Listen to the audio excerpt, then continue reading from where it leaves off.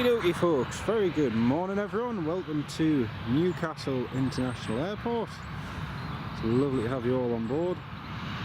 Got a Jet 2 that is just about to depart runway 07. Jules, good morning. Mark Sanderson, good morning. Welcome to the live stream everyone. Great to have you all with us. I'm just going to quickly share the live stream and then we are good to go. Hope you're all having a lovely Thursday morning.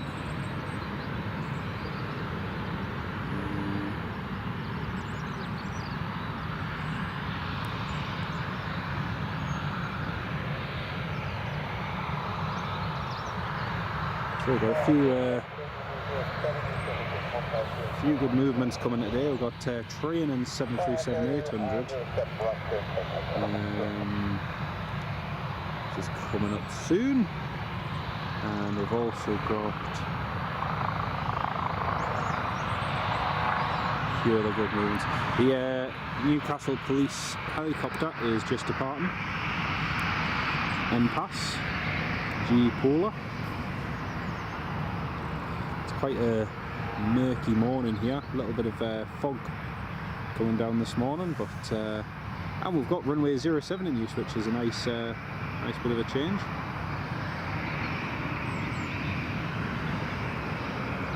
There we go, that's a police helicopter up. And if we just pan back over to the Jet 2s, just holding short of the runway there.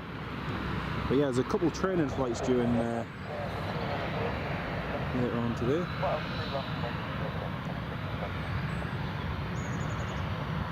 Right, that's him just cleared to line up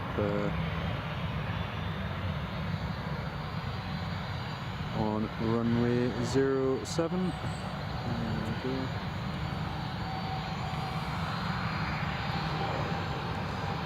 Steve Marchin, very good morning mate, welcome to the live stream. And Spitfire RAF 100, good morning, lovely to have you with us, hope you're keeping well. Ferry Hill Train Spotter, good morning mate, welcome to the live stream. Mark Sanderson, 8 weeks today, you're on the big lad from the Toon, happy days. That'll be a good flight there on the Emirates, mate. Just been watching a live channel on YouTube from Tenerife until I saw yours. Oh, lovely, lovely to have you on board. We've got a nice action-packed day here. Plenty of movements, hopefully. Golf Delta Romeo Tango Hotel, that is.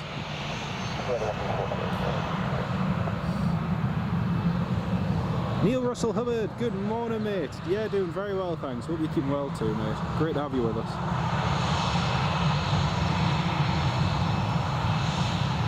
Now you can see just in front of the Jet 2's nose there, there's a few works ongoing at the moment on taxiway Bravo.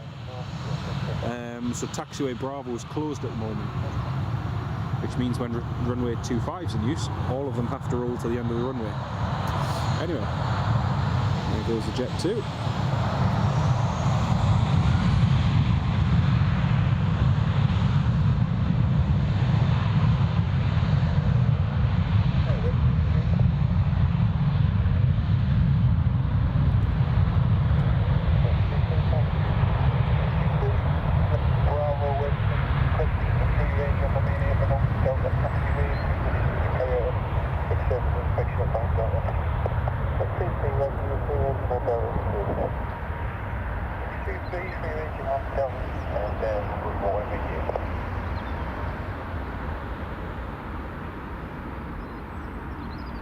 Nice rotation there. Oh, there's a little bit of brightness just coming through that cloud there. Who knows, we might see the sunshine today.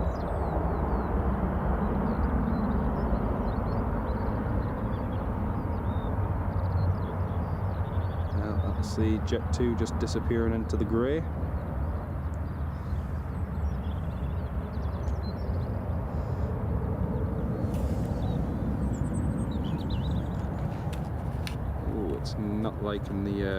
It's not liking the low light conditions, the camcorder. It's a lovely day here. I mean, don't get us wrong, it's a little bit chilly and it's a bit grey and miserable, but it's lovely and calm, barely a breath of wind. It's lovely. So that Jet 2 that's just departed there is Shanx 83 Delta Tango to Alicante, and it was due to depart at 9:39, so only 9 minutes late. Over there in the distance, we've got a few different ones to go. We've got a TUI 737 MAX going to Lanzarote. We've also got Jet 2 going to Gran Canaria, which I think is that one that's parked in front of us, Golf Juliet Zulu Bravo Alpha. Now, when I just arrived here, I arrived a little bit earlier than I anticipated. I did see the KLM Embraer 175 landing. So that's going to be departing at about 5 minutes past 10. We've also got a British Airways A320 Golf Echo Uniform Romeo, and that's departing at 9:45. Due to the strikes in Germany, we were meant to have a Lufthansa flight coming from Frankfurt this morning. However, that flight has been cancelled. Virtually all Lufthansa flights from Munich and Frankfurt are cancelled today. It's going to affect around about 200,000 passengers, possibly more, as that disruption continues over the next couple of days, with those strikes affecting quite a lot of passengers. We've also got the 737-800 coming in from Cardiff. Now, it was meant to be coming in at 9:59, but as of yet I don't believe that it's airborne. I think it's still in Cardiff. Let me just have a look.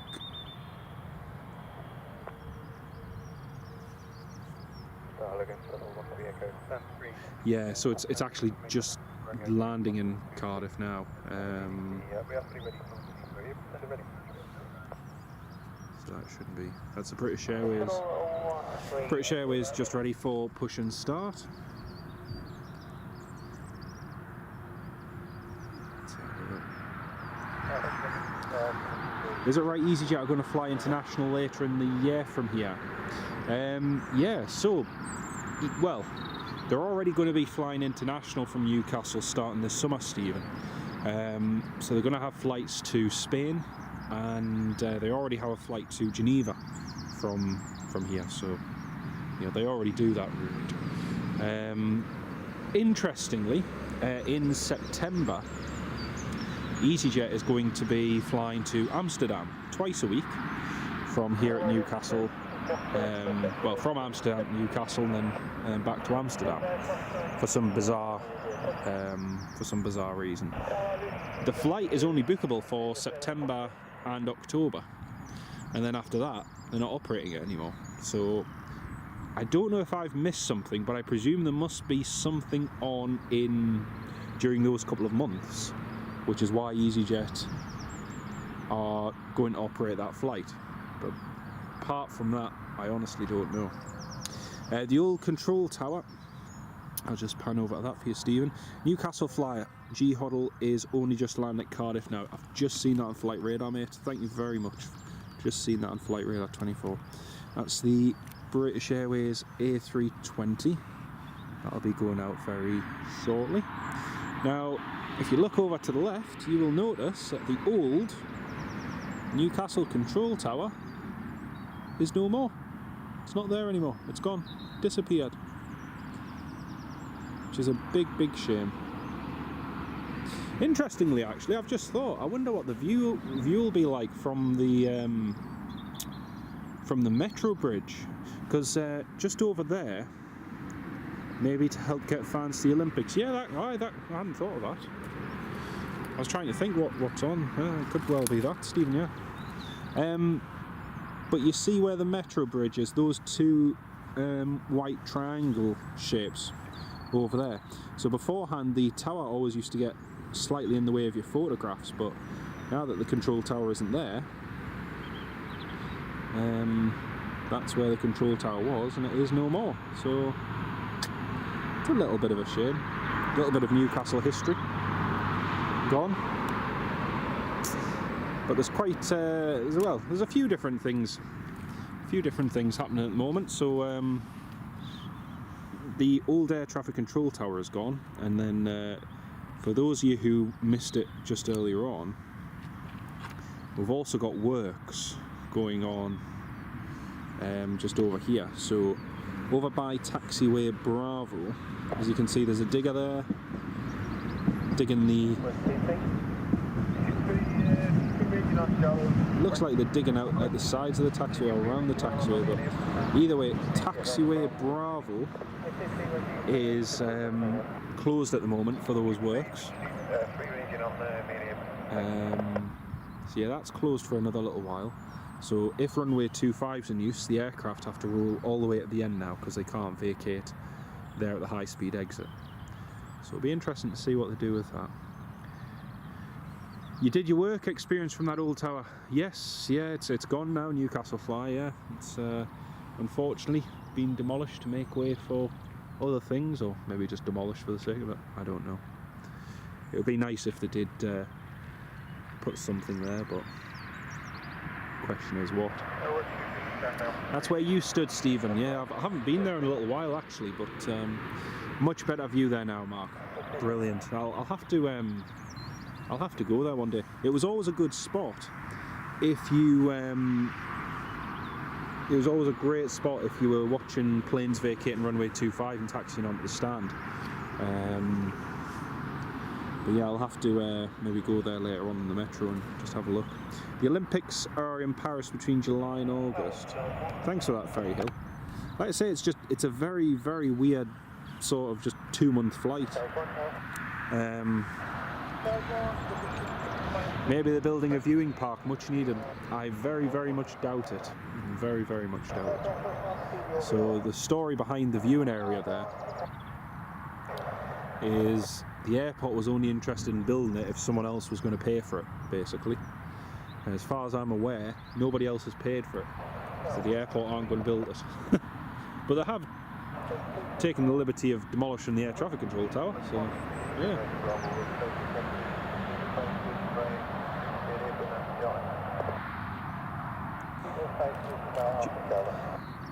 Oktoberfest, and that's in September and October. That would make more sense, Ferry Hill. It just, like I say, it just seems very weird that they're doing it for the 2 months and then ending the route. Had vending machines in them charged 26p for one trio biscuit back in 1989. Brilliant. Absolutely brilliant. Aye, not anymore. Peter, good morning. Welcome to the live stream. Just having a look on flight radar. We've got TUI Airways training flight, which is coming in from Birmingham. 737 MAX 8, Tango Uniform Mike Tango. It's just at 16,000 feet and it'll be landing in a few minutes' time. What else do we have happening? Is that 2 KLMs on the ground at Humberside at the same time? Oh no, it's okay, it's just mine. I was confused there, I could have sworn there was 2. It looked like there was 2 KLMs on the ground at Humberside at the same time. I was like, dear me. I know Humberside's been getting busy, but not that busy. Right, flight radar. Oh man, totally forgot. But the other week, I cleared all of the data, and it's it's rubbed off all my saved filters. I just went to click on my Newcastle filter and it didn't do anything. Right, we've also got Loganair's Embraer 145, which is just coming up now from Southampton. Golf Sierra Alpha Juliet Delta. We've also got Air France's Embraer 170 coming up from Paris. Both those are about 20 minutes away. The Emirates 777 is due in at 12 past 11. So that's due in about an hour and a bit. Yeah, we've got some good movements to come. And then of course there's that 737 that's training, which will be nice to see.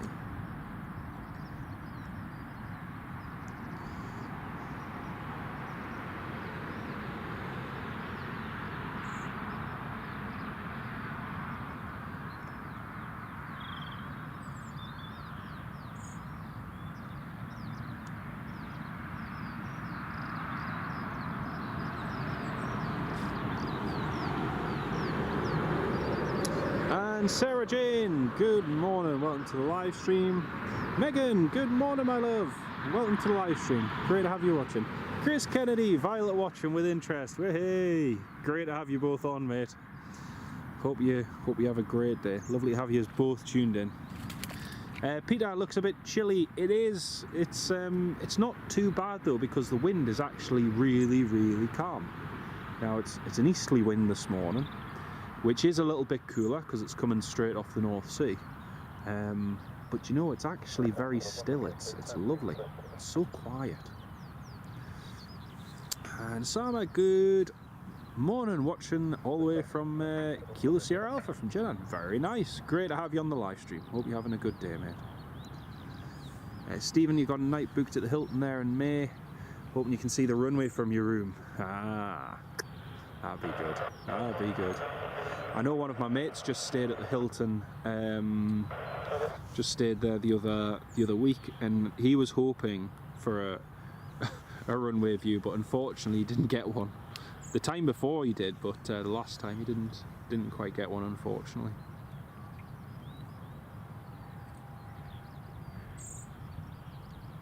Did I hear right that Sheffield Doncaster Airport is going to be reopened? I haven't heard that, Ferry Hill. Me and my very dear wife were actually just down that way last weekend on Saturday, and I was just saying how sad it is when you're on the A1 M1 going south and you see the signs for Doncaster Sheffield Airport, and the signs are still there.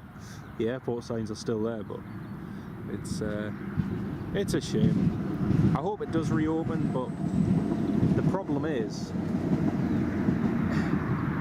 for an airport like Doncaster, you really could do with, you know, in that sort of area, you could do with closing an airport like Leeds. It's controversial as that might sound, but you know, an airport like Doncaster is more geared up to expand than the likes of Leeds. Leeds, you're very limited with its location, and the terrain around the airport, you're very limited as to where you can expand. But somewhere like Doncaster, when it's, you know, when the new terminal and everything was all put there, it's in a brilliant place for expansion. But unfortunately, it's very, you know, Leeds wouldn't close. There's no chance of that. But I think, unfortunately, there's some very short-sighted decisions in this country, particularly in the aviation space, and that's been happening now for well over 60 years plus now. Some of the decisions that are made, whether it's airport expansion or runway expansion or whatever, it's always kicked in the long grass. And it's not just airports, it's infrastructure in general.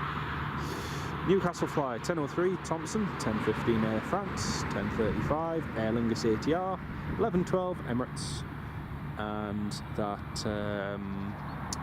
738 G Hoddle now saying 10:59. Thank you very much, mate, appreciate that. It's the British.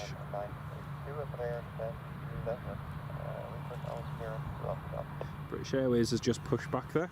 KLM is just calling for clearance now, so the KLM shouldn't be too long in going.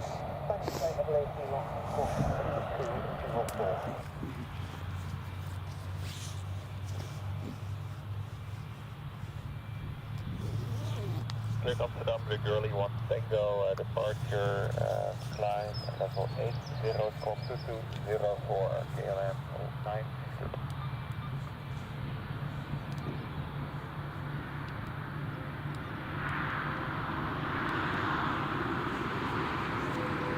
Very atmospheric morning on the flight path to the east. Nice one, nice one. Yeah, you get to see them on here and then departing. That's cool. That is very cool. It's just a shame the cloud isn't a little bit higher this morning, but not to worry. Does the Aspire Lounge have any airside views? It does, but you're looking through a walkway and then through glass through the walkway, so it's a little bit of a disrupted view, to be honest. And it's by no means the greatest. To be honest, you probably have a better view from the new restaurant that's been opened. There's that new restaurant and eating place. I forget the name of it, but it was on Facebook there the other day, and some of the views at the airport I've shared, some of the pictures even, just look brilliant. They look really, really good. Nice to see TUI using Maxes pretty much all the time now. It is, yep, it is. Our based 737 Max here, Tango Uniform Mike Oscar. For anyone who didn't see, it was on its way down to Cape Verde the other week, and it encountered an engine icing issue on its way down to Cape Verde, and they ended up having to divert to Manchester, and then a replacement Max was sent down to Cape Verde, and then that came up here to Newcastle. But, yeah. Right, that's the British Airways just going to taxi now.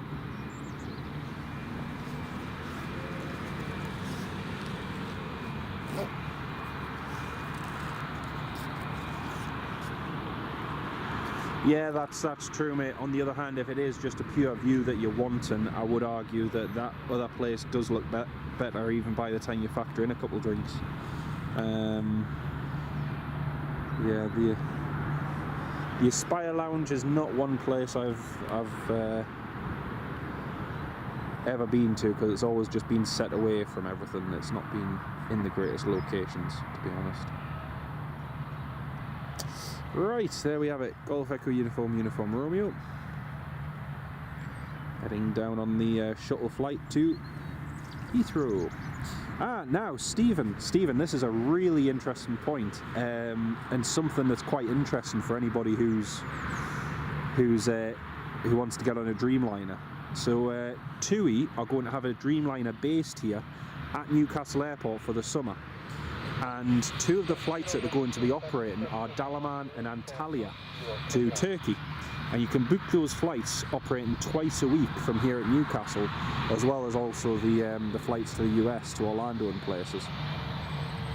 So I was looking at the flights. They're quite expensive. They're about £400 each way, but you can fly in a Dreamliner from here at Newcastle to Turkey over the summer, which I believe is the first time, well, it is going to be the first time that's happened on a scheduled basis here in Newcastle. So that's going to be pretty cool. I keep looking to see if the flights have gone down in price, but unfortunately they haven't.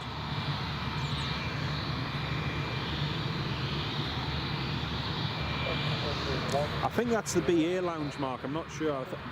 Someone in the last live stream said that was still open, so I don't honestly know, mate. I always just tend to go to the bar or Burger King and sit along from Burger King, because you get nice views at the side of the terminal there.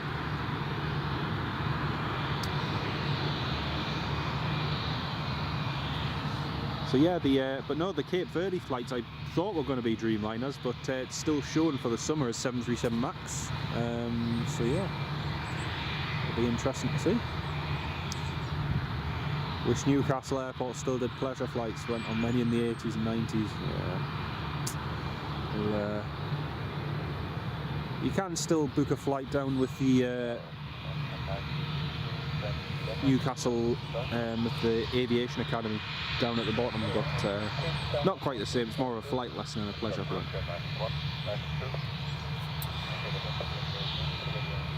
That is the KLM pushing back.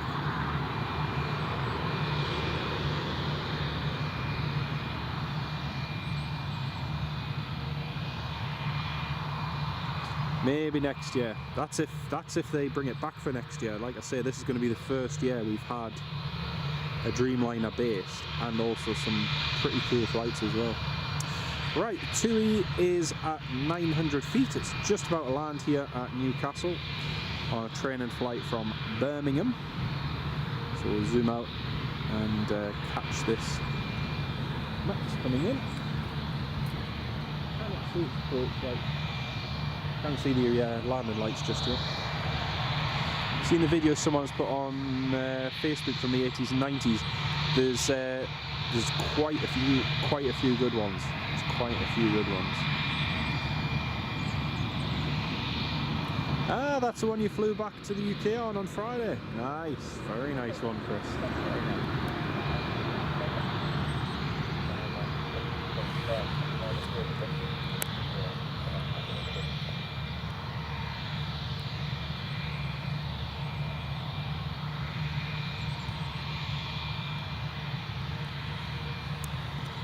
Right, let's pan over to the approach where we have the TUI 737 MAX coming in.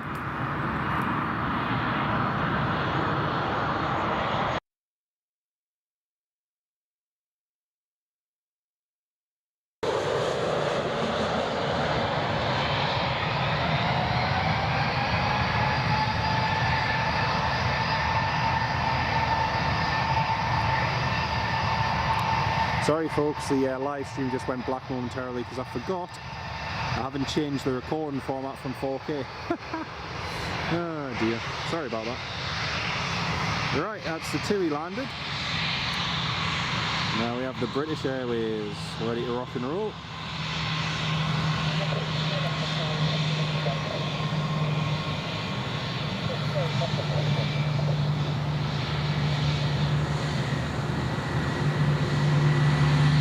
What's the biggest plane?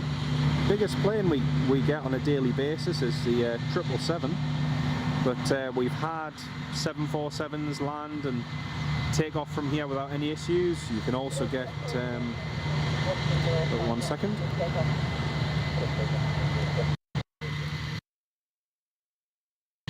You can also get Illusion IL-76s landing and taking off here without any issues. There's quite a few. No, it wasn't you, sorry about that. It was just because the stream was set 4K.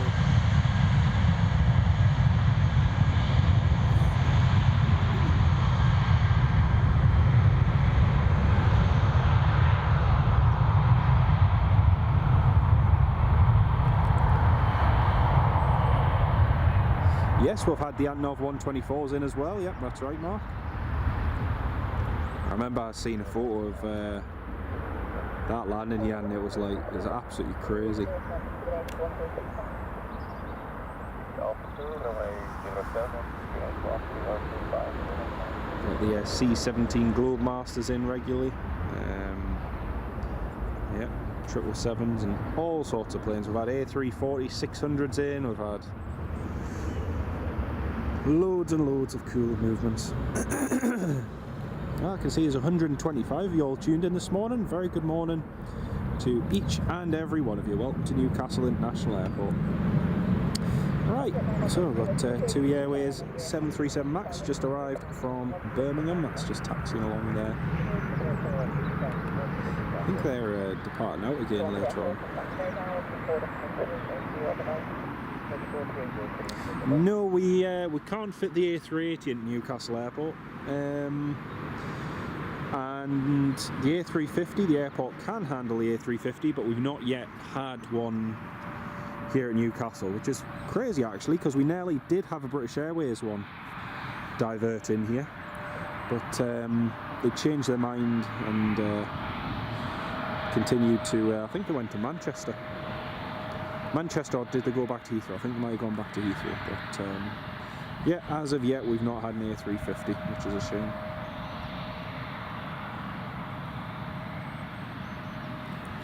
Just missed it. Typical Wardair 7 CPA DC10, nice one. Yeah.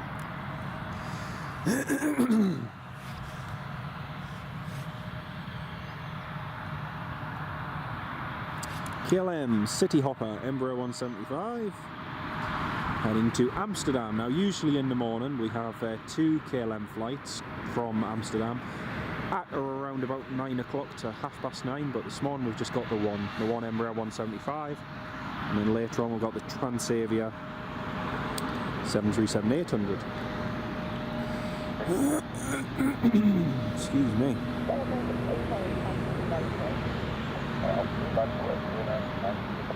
Thank you very much, Ferryhill. It's very kind of you, mate.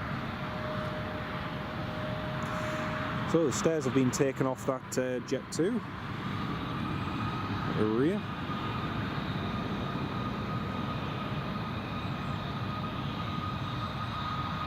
Lee Slater, yep, that's right. The A350 900 and 1000 can do Newcastle, no problem at all.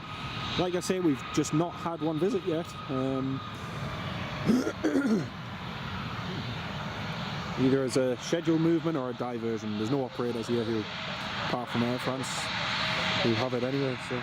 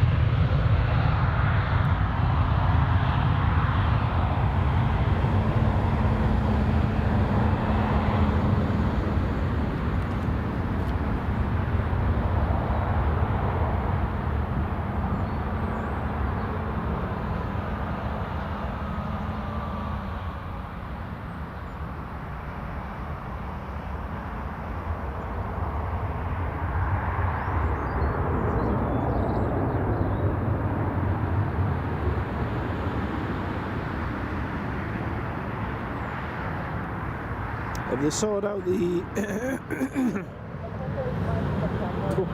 excuse me, got a right bad throat this morning. Have they sorted out the issues with the Emirates yet? Not fully, no. At the moment it's still an issue for them. The E2s in particular have not had the greatest of times. But they are slowly getting on top of it, but it's going to be one of those things that takes a while. Interestingly, I don't think, from what I've seen, as regards to Embraer E195 E2 deliveries go, it doesn't look as though they've, KLM that is, have exercised the options on the remaining aircraft that they ordered, which is interesting. So we'll wait and see how that goes.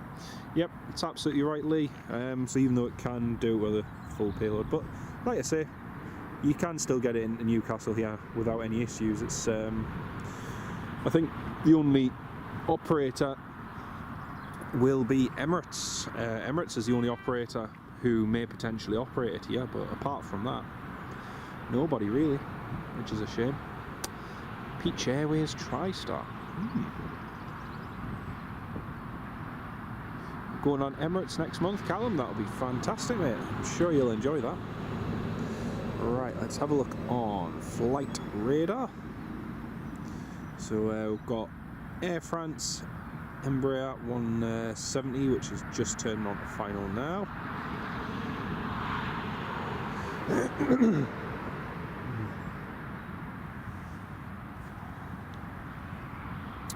The 737-800 that's doing the training flights from Cardiff still hasn't departed yet. It's on the ground in Cardiff, but it hasn't left. Aer Lingus Regional ATR 72-600 is en route. It's just approaching the Isle of Man now. It won't be too long. The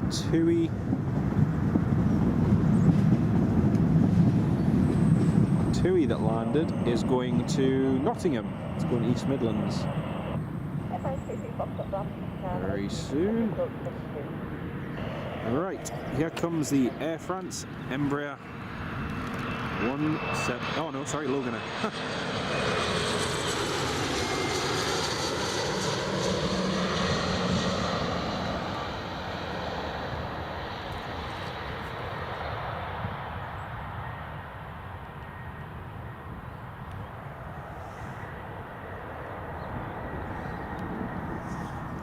That threw me a little bit there, because on flight radar it still shows the Loganair over Concert, but of course the Loganair was in front, so my bad, misinformation. That is the Loganair just having arrived from Southampton. Next to land will be the Air France Embraer 170. I'll get it right eventually.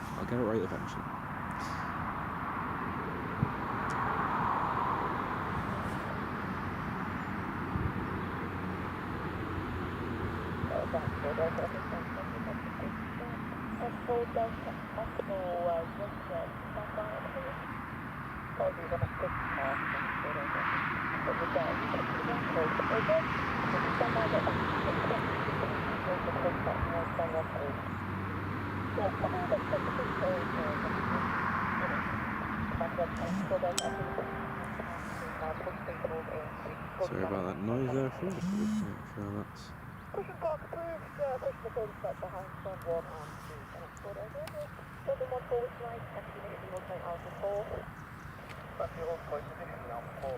Triple 7 from here and A380 from Dubai, that'll be cool. I saw that British Airways just took delivery of their last A350 1000 Golf X-Ray Whiskey Bravo Sierra the other day. Doesn't seem like 2 minutes ago since they started receiving them. Good morning from South Shields. Good morning. Welcome to the live stream. Great to have you with us.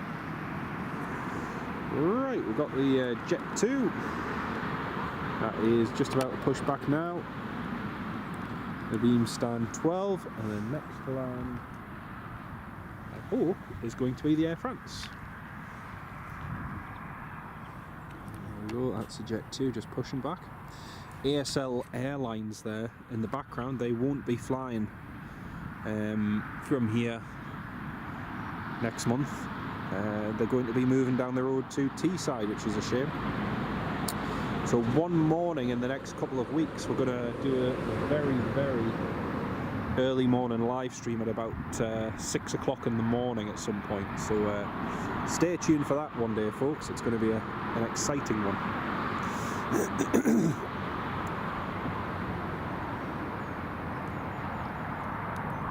Right, here comes the Air France.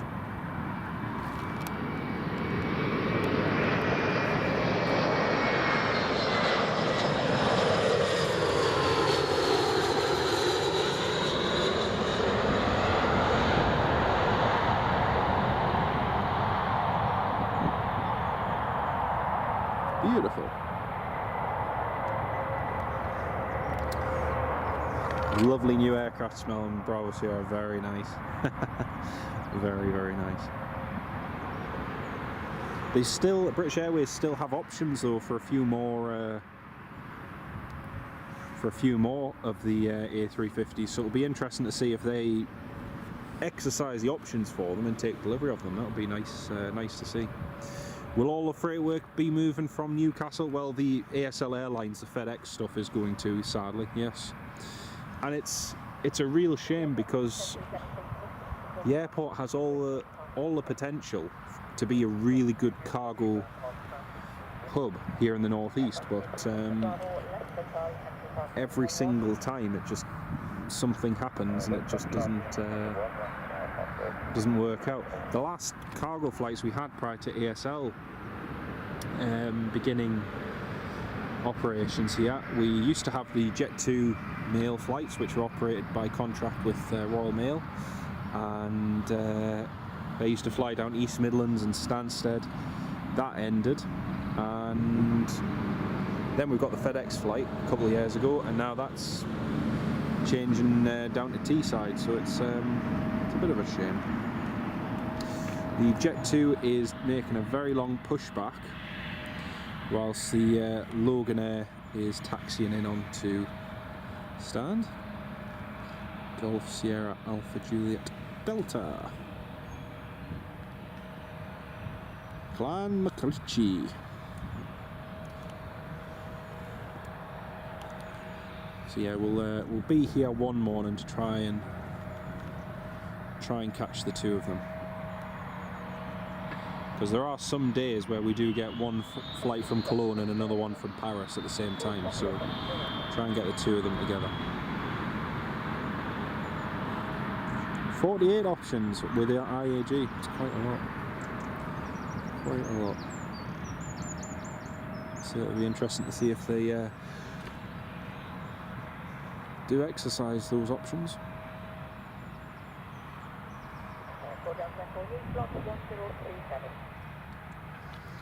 Jet 2's just been given a slot 1027, so Jet 2 Not sure if that was 1027 or 1017, but either way, the Jet 2 there that's pushed back has just requested engine start. Mark, United 767 overhead, unfortunately, it's so cloudy, mate, cannot see anything, unfortunately. Thank you, though, for pointing it out.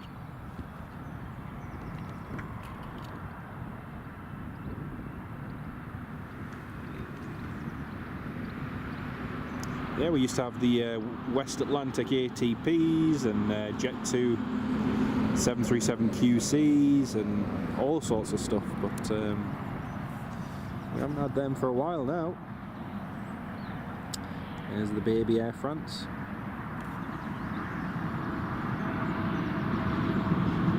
Little Embraer 170. I keep hoping, I really keep hoping that Air France send an A320 a C series here. We've had pretty much everything. We've had the A319, A318, A320, A321, but we've not had one of the. We haven't had an A220 or a C series in yet. So.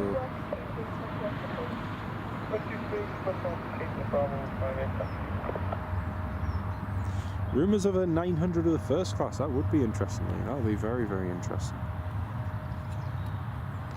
The triples aren't getting any younger, unfortunately. It's interesting to see the likes of the American carriers ordering it left, right and centre at the moment, which is interesting. I can just hear the Jet 2 starting its engines up.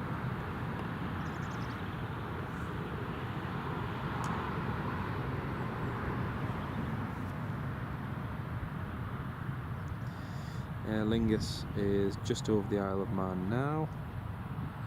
Got British Airways A321 Neo coming from London Heathrow. Golf November Echo Oscar uniform, which is just taxiing there now. And the Emirates is passing through the Netherlands. The training flight from Cardiff still isn't in the air.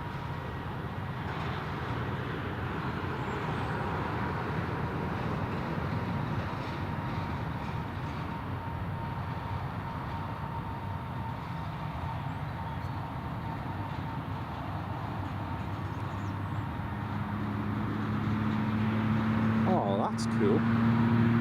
Just looking at Flight Radar 24, there's a Corendon Dutch Airlines 737 MAX 9 flying from Amsterdam to Edinburgh. That's a pretty cool movement.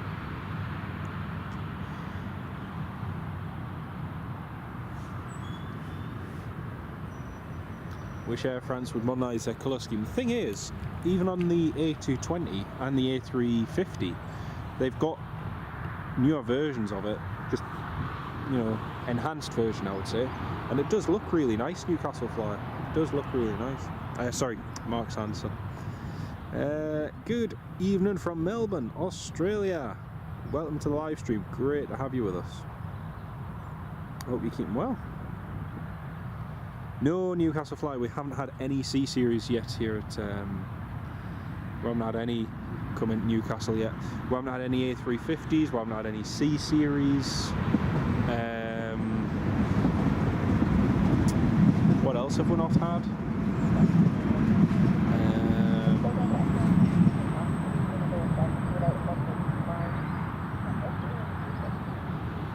Don't think we've had any. Just thinking, I don't think we've had any 737 MAX 9s.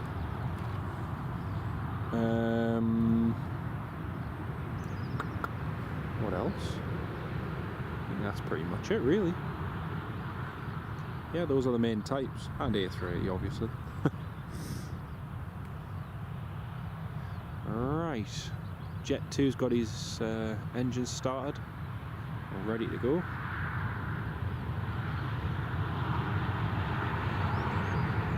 For the short taxi to runway 07. Good morning from Edinburgh. It's actually, yeah, weather's nice enough to get the bikes out. Good, good. All things considered, it's not a bad day. Emirates will be with us in 56 minutes. Happy days. Thanks for that, mate. Just had a ping from G Hoddle, so must be on its way shortly. Great.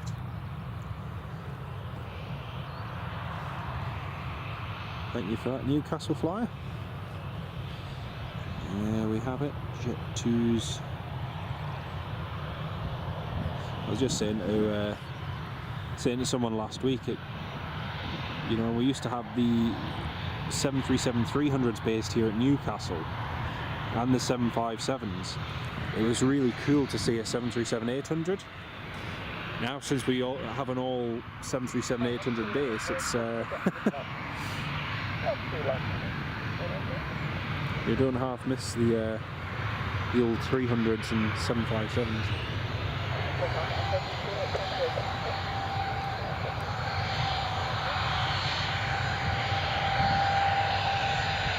Hoddle is airborne! Woohoo! Happy days.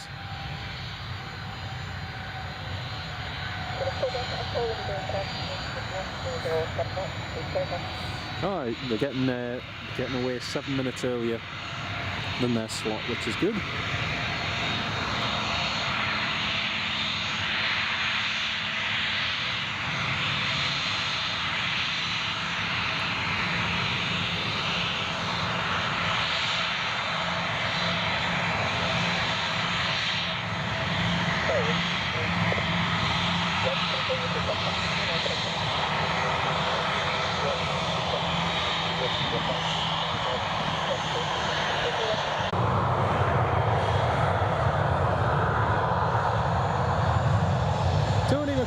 Good morning, mate.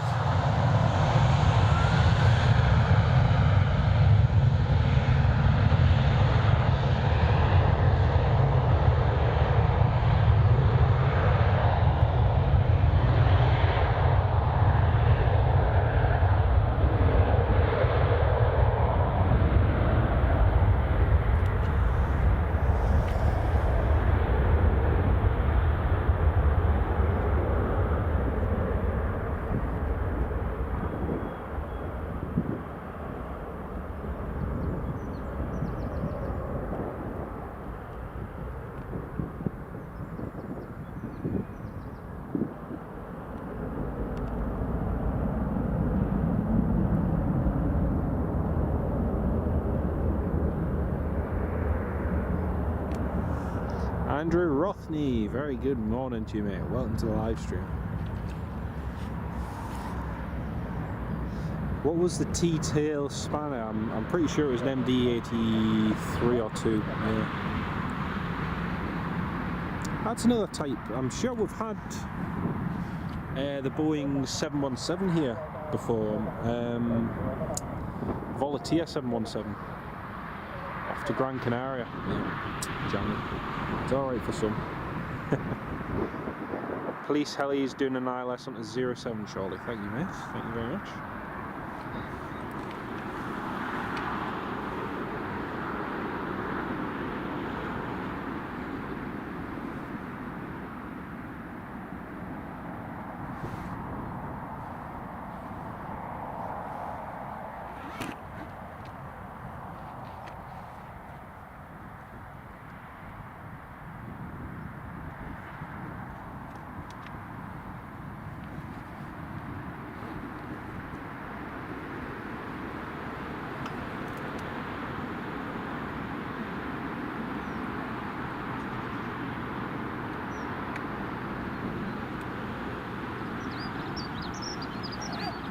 I was very, very tempted to get a Greggs this morning, and then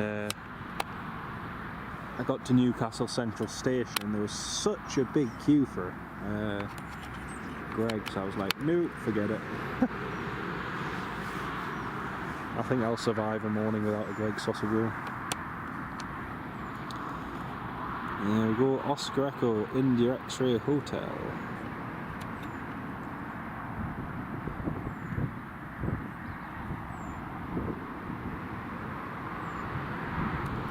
So the TUI 737 MAX, it's just parked there. Tango Uniform Mike Tango. It's going to be departing to East Midlands.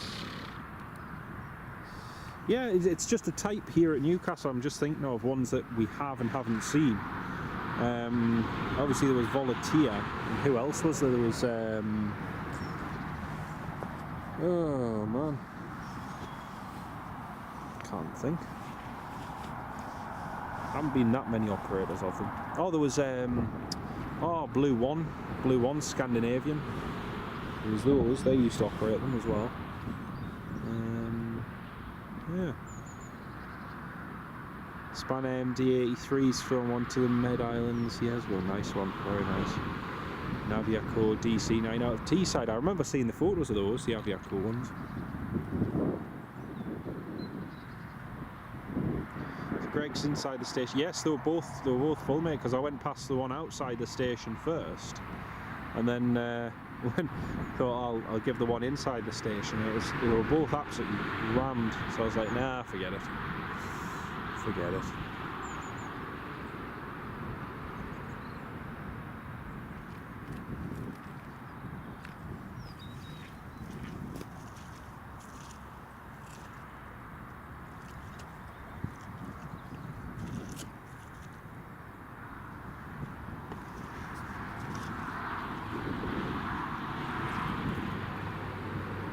First flight from Newcastle was a Loganair BAC 111. That's cool. That's really cool. One of my favourite aircraft, the BAC 111.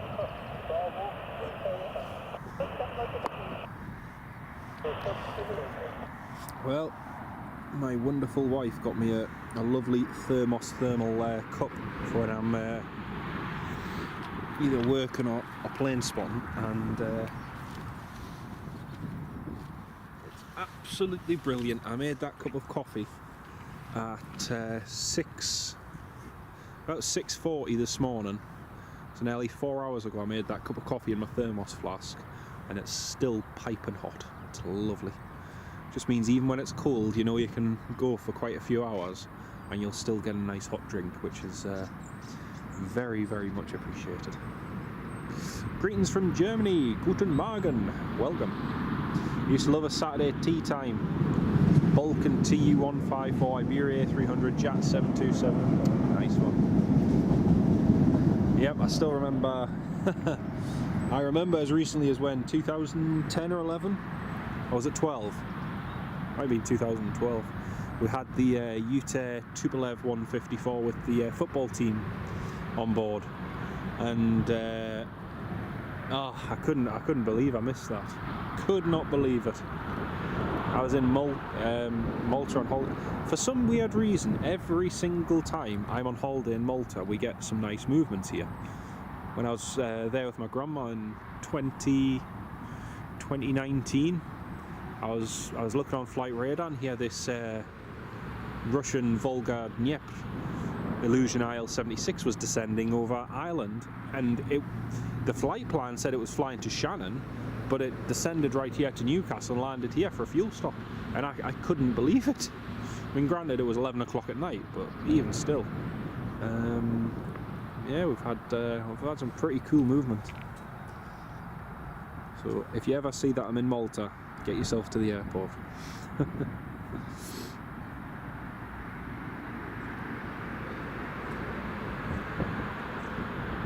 Yep, G Hoddle is racing up to Newcastle. Estimated time of arrival 11:01. It's at 26,000 feet. The British Airways is just lifting off on runway 09. Can't see if that's left or right at Heathrow. Anyway, it's just departing Heathrow. Aer Lingus is over the west coast, and the Emirates is over the North Sea.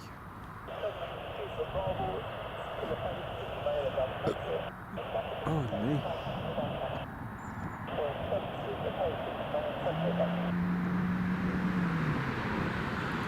It's meant to be a VistaJet.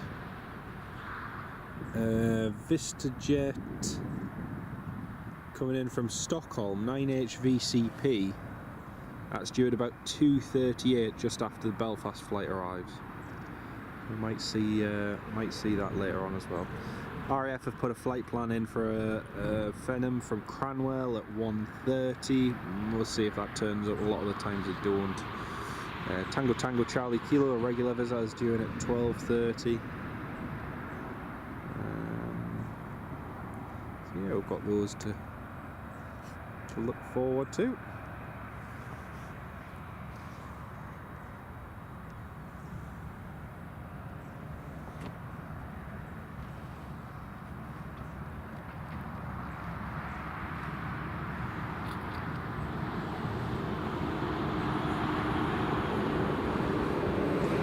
Interestingly, one of the airlines that was supposed to be starting flights to Newcastle was Southwind Airlines, and they were meant to be starting flights from Turkey to Newcastle, and then I think the links to the Russian carrier Northwind have been exposed a little bit, and now it doesn't look like they're going to be flying here at all.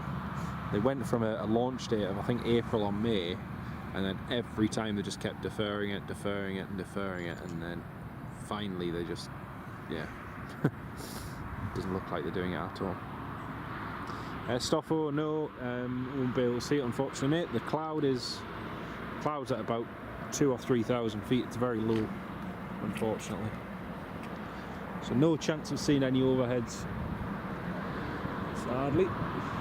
If there was gaps in the clouds or little breaks that I might be able to make it out, I'd have a look, but there's it's so overcast, unfortunately. It's interesting to see United's A321 Neo stopping off at Manchester Edinburgh Airport the other day on its delivery flight across to New York. It was pretty cool to see.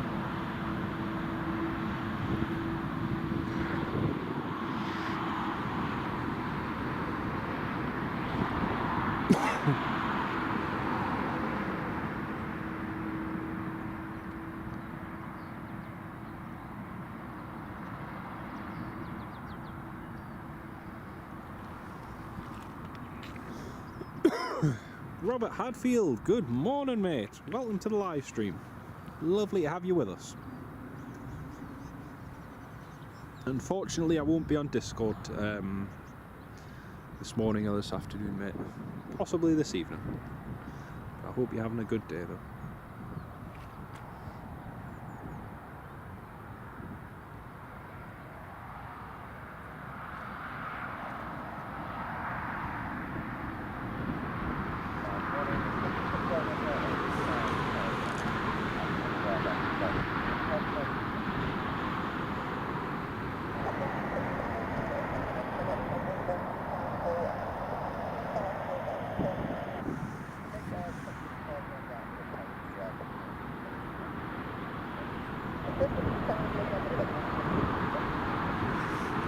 Interesting. So the Thompson there, Tango Uniform Mike Tango, which is flying down to East Midlands. So it's arrived from Birmingham on a training flight. It's going down to East Midlands.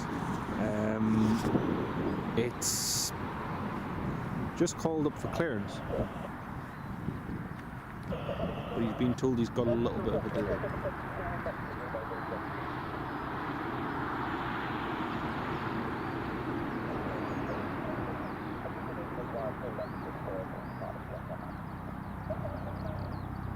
So the police helicopter is going to do a full-length ILS approach all the way down to the end of the runway and then back. All right, here comes the police helicopter.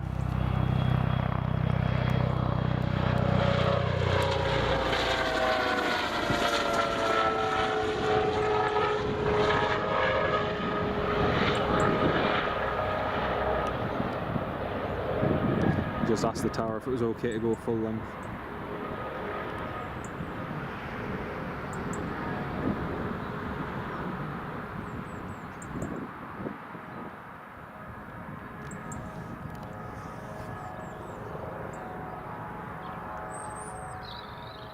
Plenty of typhoons in the area. Yes, there has been. I was watching them on Flight Radar the other day there, Stephen. There was Lots of activity.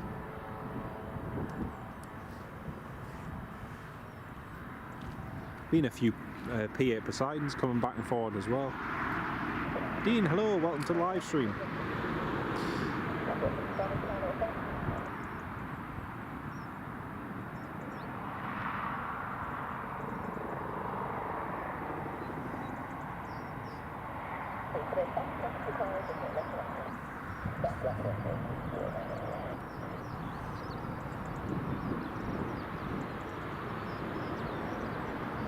I think the United 321s will be compensated at Edinburgh soon enough. Oh, definitely, Tony, definitely. The thing is, United still have to wait for the XLR variant to be certified.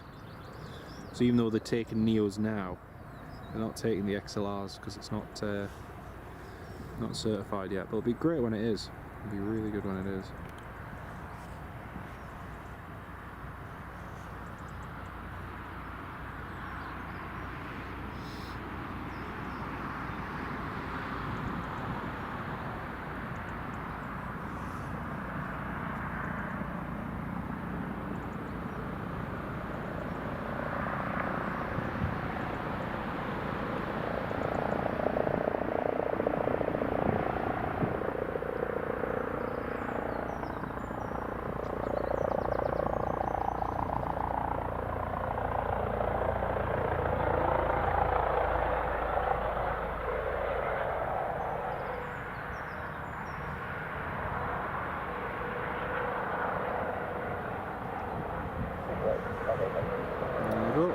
Police to vacated the runway.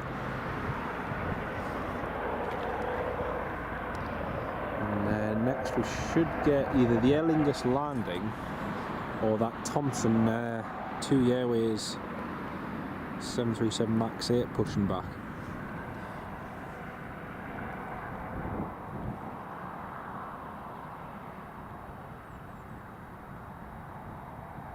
Yeah, I can see the tug just there, looks like they're ready to push back. But they're still waiting for the slot to come forward because apparently the slot isn't until 11:27, so nearly 50 minutes time. But Aer Lingus is at 6,000 feet, landing in just 5 minutes.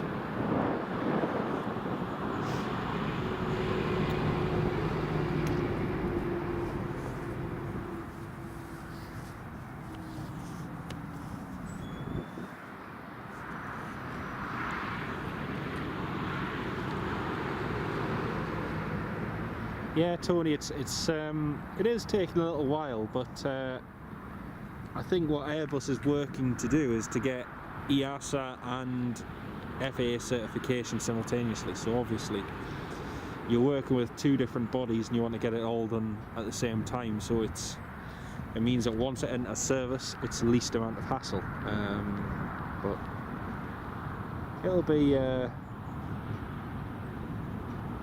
be good when it's all done. It'll be good.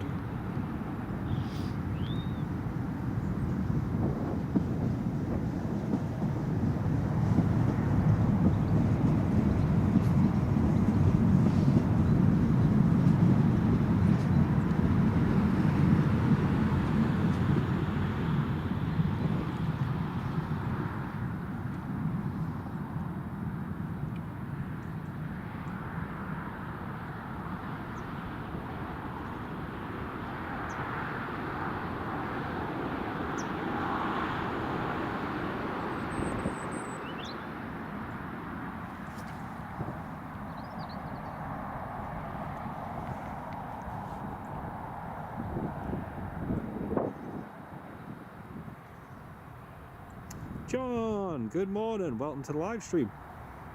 Great to have you with us.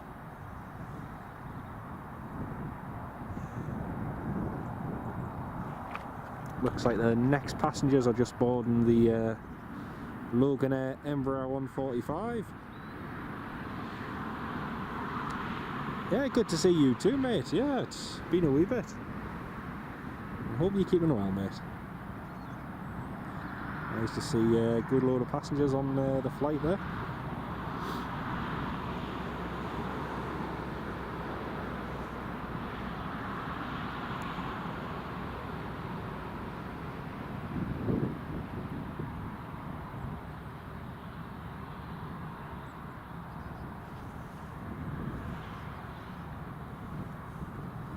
Yeah, the Aer Lingus is just a couple of minutes out. Not too far out at all. Should be calling up tower in just a minute, actually.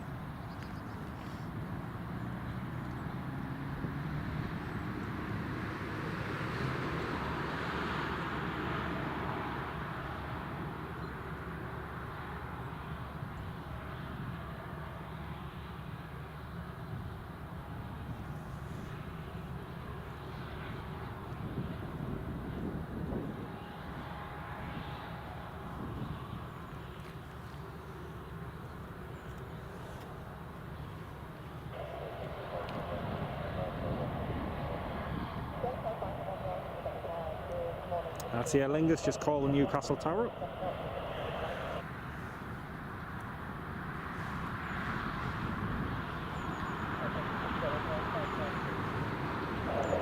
Great, so the Aer Lingus has just been cleared to land on runway 07.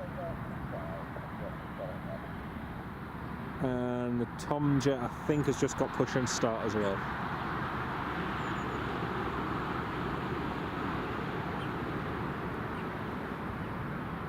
Exactly right, Lee, exactly. It's no more than just a fuel tank, everything else that needs to go into it.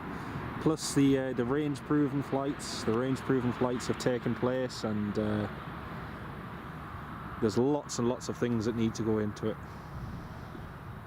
You've got to admit, though, Airbus have done an amazing job to extract out of the base version of the A321 the amount of performance that they found with the Neo version. The changed seating layout with the removal of the forward exit. You know, they've done amazing with that aircraft. They really have.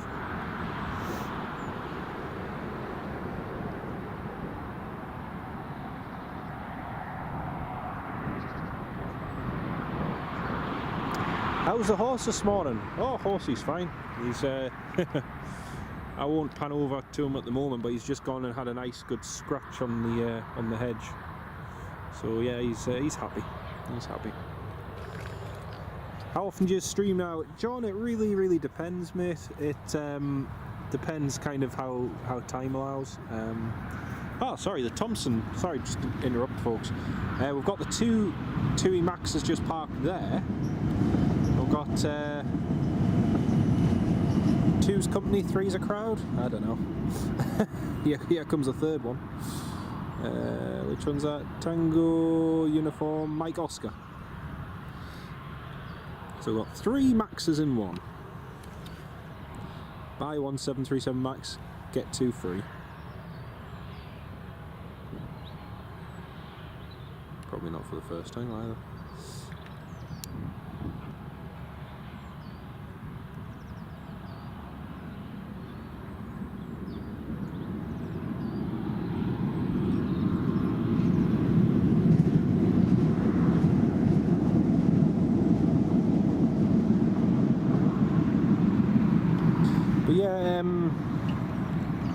Sorry, John, in response to your question, it really depends on how my time allows. Unfortunately, this year I haven't had as much time to do live streams as I would have liked to, and plus the weather hasn't been the greatest at times. But yeah, time being the main thing, unfortunately, just hasn't allowed all the time.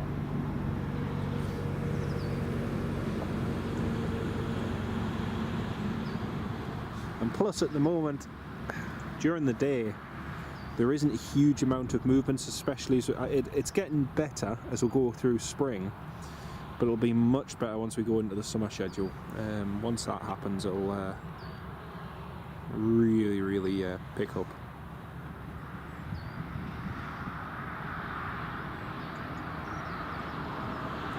Tony McCall, that's the interesting thing. You hope they haven't stretched the 321 too far. That's the thing. They haven't. The 321 hasn't been stretched at all. So in reality, the 321 is the same 321 as, you know, if you look at size and everything, compared to the original. It's just the way they've positioned the exits and everything's all slightly different. Right, here goes the Aer Lingus.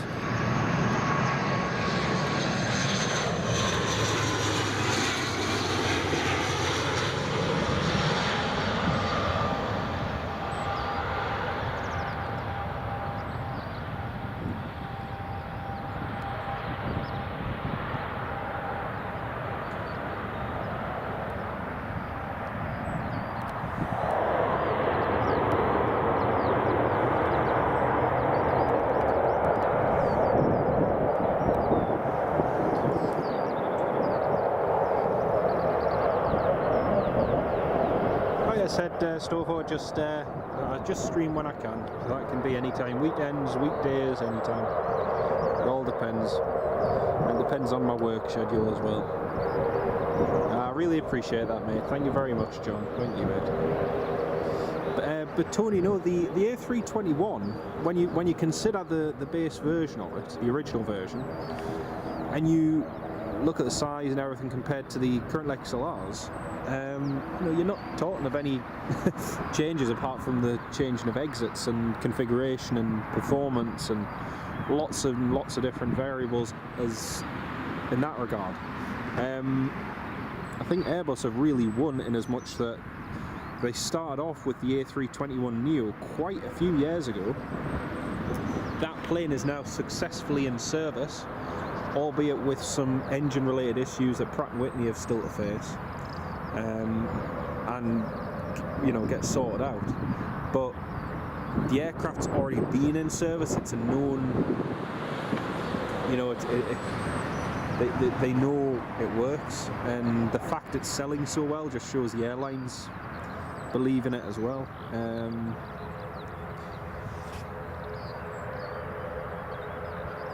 Well, yeah, that's it.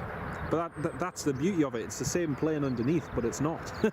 The range is far greater than it was when it first came out. It's much more efficient. It burns far less fuel. It's you know, almost you could say it's a completely new plane, but in essence it's not. So it's yeah, it's a good little thing. Right, let's see, Aer Lingus just taxiing. Maximising profits, absolutely, especially when one of my mates who's a pilot for a cargo airline in Europe, and he's gone from flying the Neo to flying 321 freighters, and you know, it's crazy, but the same amount of fuel burn that an A321 Neo will burn in an hour is the same average fuel burn for an older, well, it's actually apparently it's even less than that, than what an older A320 would burn. Yet you're carrying more passengers, you've got greater range, and you're burning less fuel. So, you know, it's incredible, really. It's incredible. Instead of carrying 189 passengers and burning that amount of fuel, you can carry up to 230, and yet burn the same amount or less. So, it's really cool.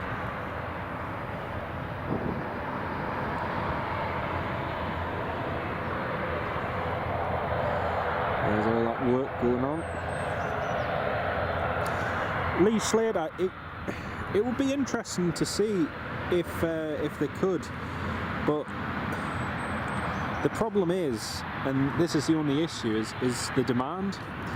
Now, we used to have, for instance, in terms of transatlantic flights, we used to have a United 757 flight from Newark, but unfortunately it just didn't generate the demand that the airline was hoping for, and so they ended it.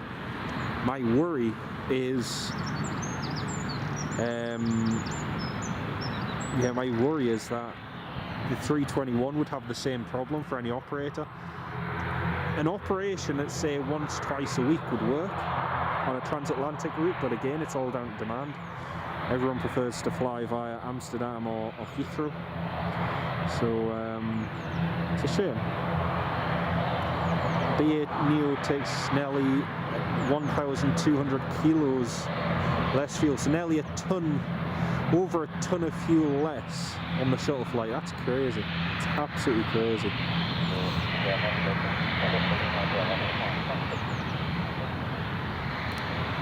Air France is just calling tower now for push and start.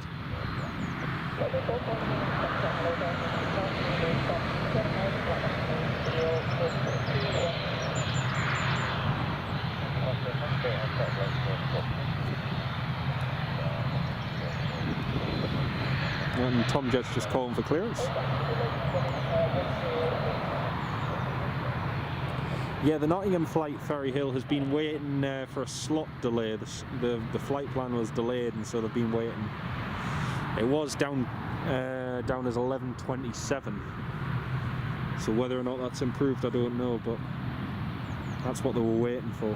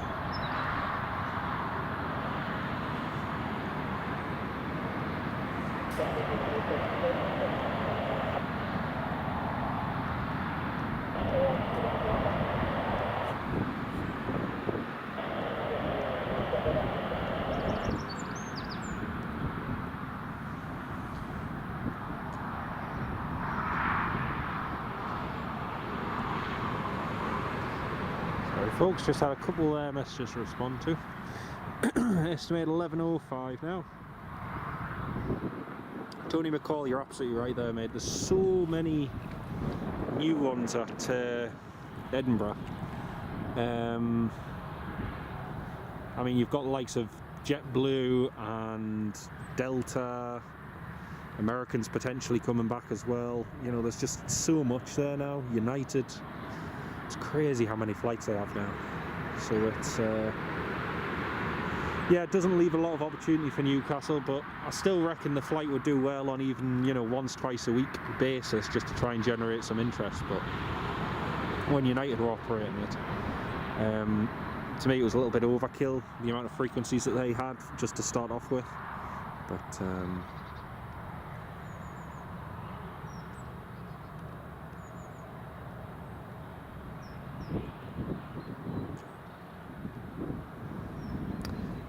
the demand's almost there, the amount of people I see at work flying to JFK. Yeah. Well, that's exactly the thing, Lee, that you know, it's cheaper to fly with either BA or Aer Lingus. Aer Lingus have some very competitive flights from here to the States via Dublin, and of course you can get pre-clearance now in Dublin. So I think a lot of it's not just what's the most cheapest, but what's the most it's not necessarily what's the most convenient in as much having a direct flight from here, but also what's most what's the best all-rounder, really. United used a 757-200. Yeah, they use that for the flights here, which is cool. Is that tug supposed to be on the back of that truck?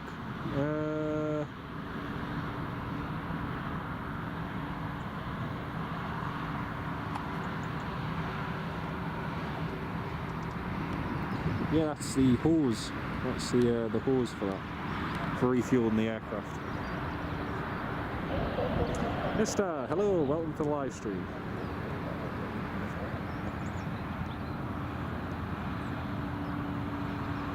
The 737-800 from Cardiff, the Ascend Airways ones.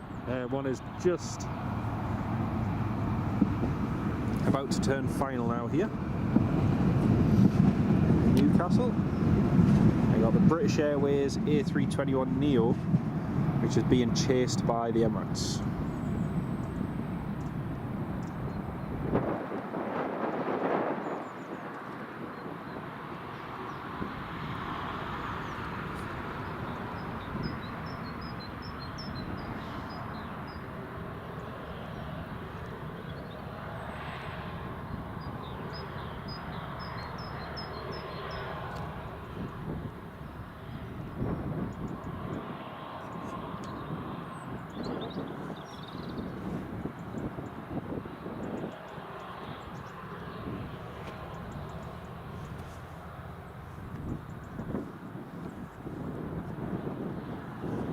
Yeah, Tony, they did operate from Edinburgh in the past fairly successfully as well, but just with the pandemic and everything, and United and Delta taking a firm foothold in the market there has sort of pushed them out.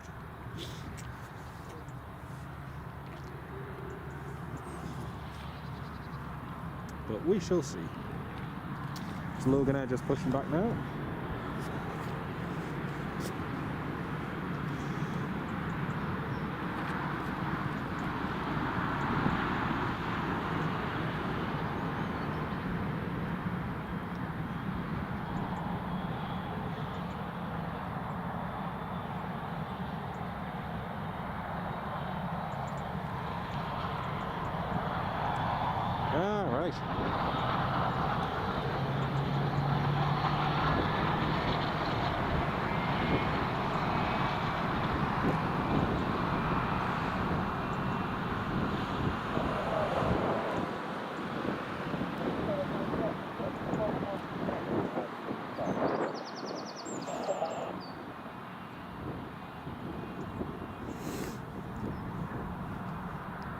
Looks like the Thomson 737 MAX that's been pushed onto stand 25 has just been given the all clear to start its engines.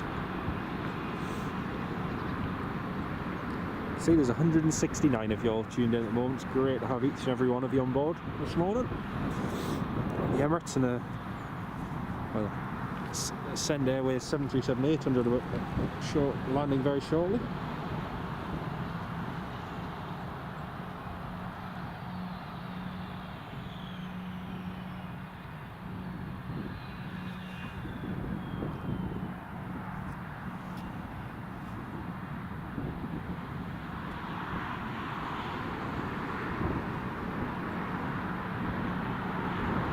Philip flew on the United flight from Newcastle to Newark. It was nice, yeah. It was a shame they terminated it, but unfortunately the passenger numbers just didn't meet United's expectations, which was a shame.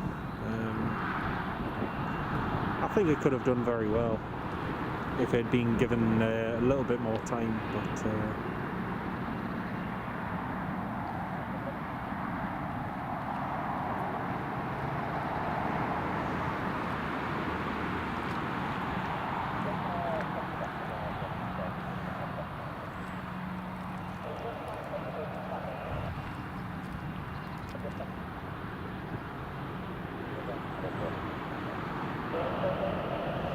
so Loganair just getting taxi clearance.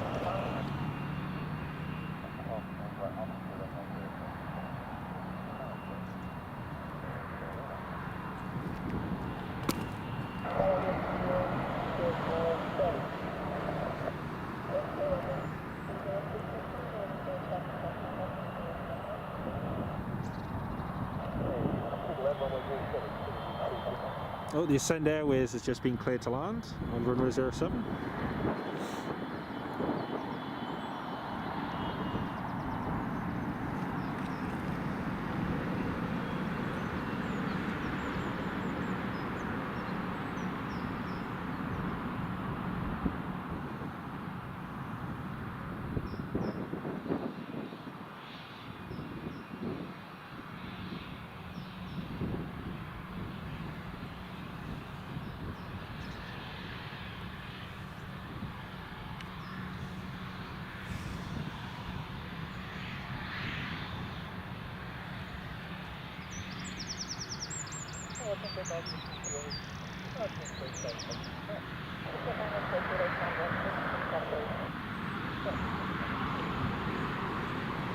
The other Thompson just there in the background, Tango Uniform Mike Tango, is just about pushing start now.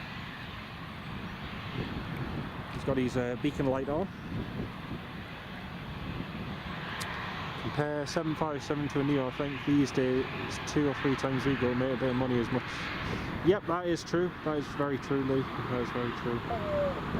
But again, it needs an airline who's prepared to give it a try. Someone like JetBlue or United when they get their XLRs. It's a fuel tank, we're just getting ready for the Emirates arrival.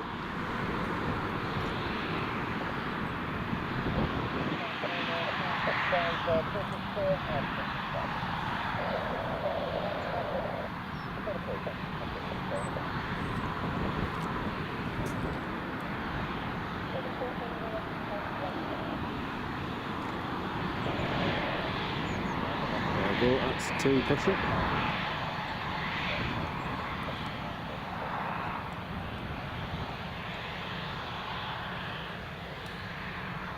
Oh, I didn't quite get the 3 tails in one before, but there you go, 3 2-ies in one shot. 1 max, 2 max, 3 max.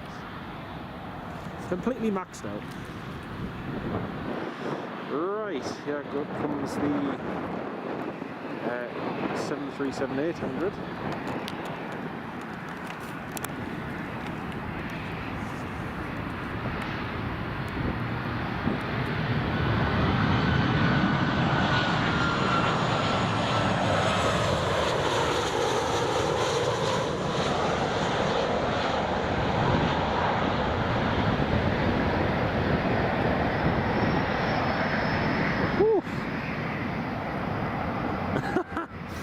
Okay. Oh dear me, that was a landing.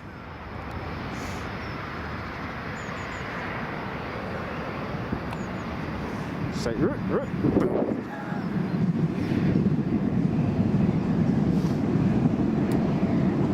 Oh well, that's G Hoddle, Send Airways 737-800. Very nice. Right, next up, Loganair. Good thing is there's a training flight, so no passengers were affected by this landing.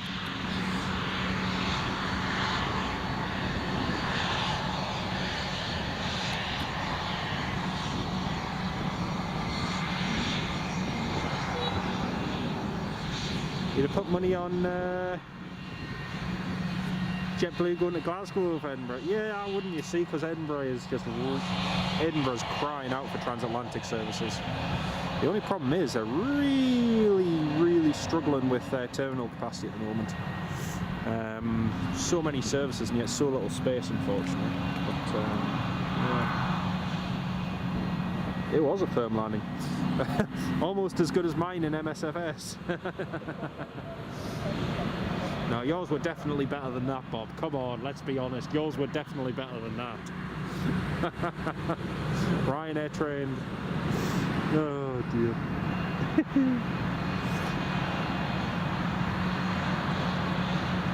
Right, here goes the Logie.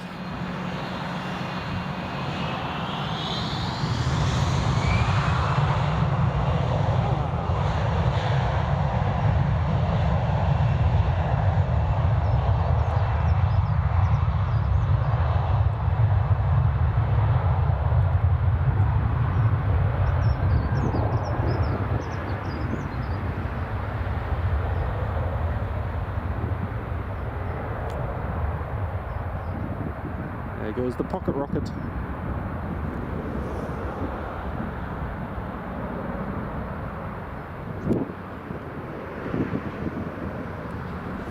Very nice.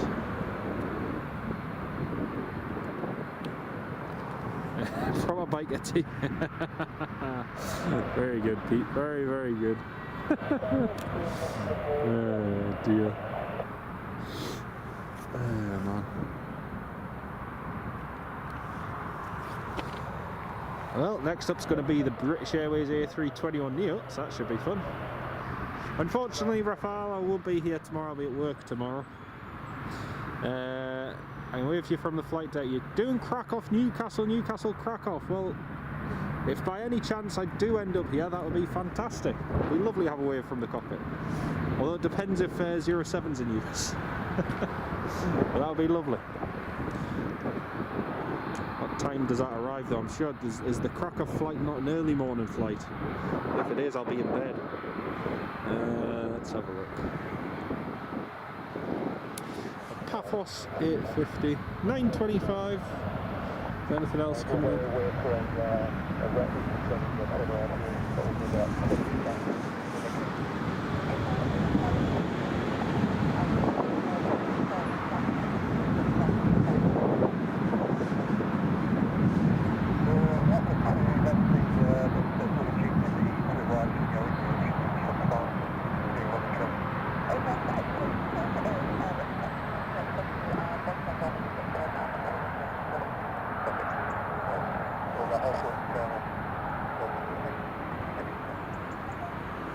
Oh, that's a really nice crew. very, very nice crew. The Ascend Airways just coordinating with their tower about where they're gonna hold short. They're gonna hold short in the little kink there at Alpha for runway 07. So you should get a nice head-on shot of them. Actually, seldom you actually see anyone using that turn-in, so that'll be good. And just looking tomorrow, we've got Eurowings, British Airways, KLM. Yeah, if I can make it, then yeah, that'd be brilliant. Thank you for that, Michael.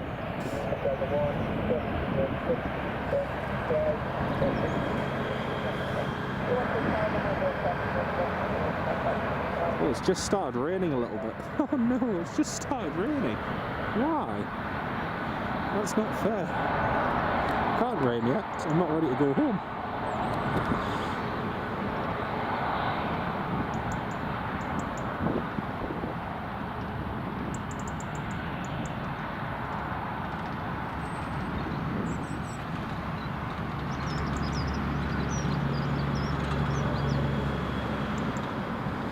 There she is, G Huddle.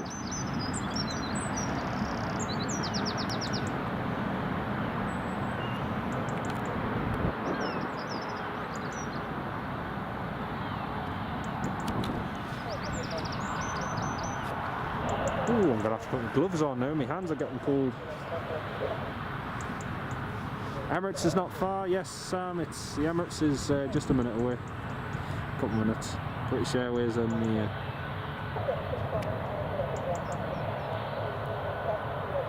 So we've got 3 737s waiting to go. We've got 2 737 Maxes heading out.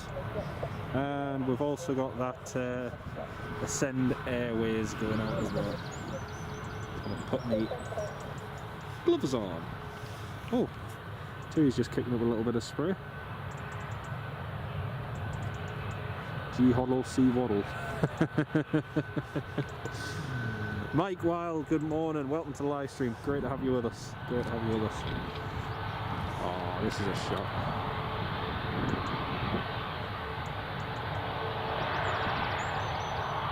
The March of the Tuies. Tui to me.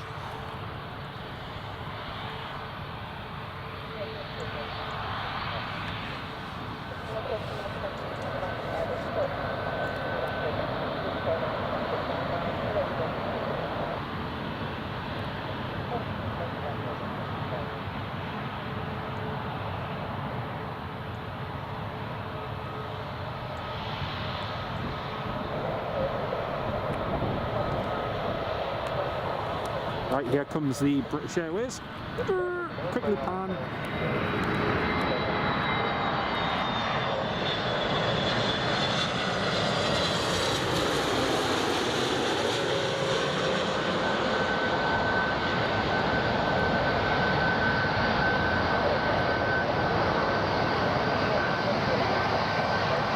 Beautiful.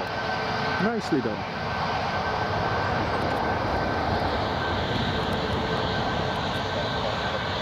This Tui is just, they just want to get out.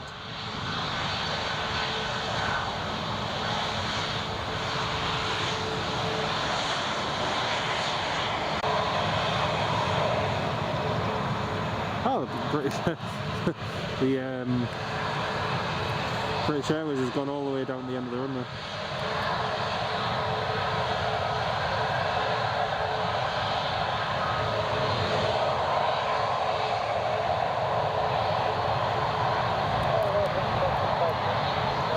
Come on, British Airways, get off the runway.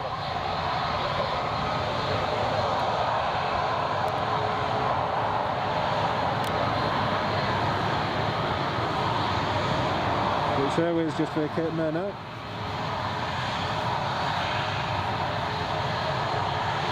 Farang, hello from Thailand, mate. Welcome to the live stream. Great to have you with us.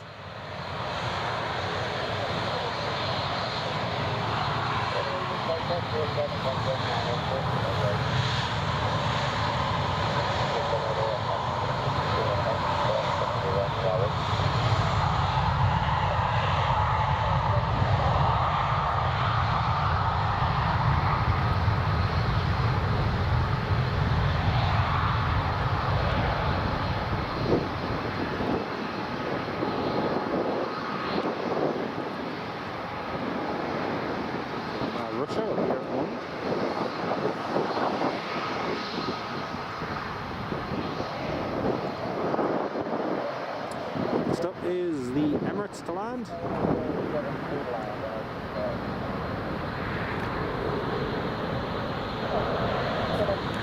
A nice queue for runway 07 there.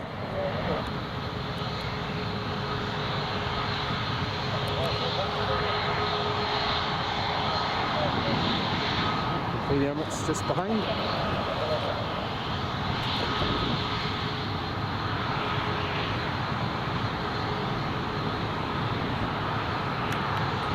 Right, here comes the mighty EK.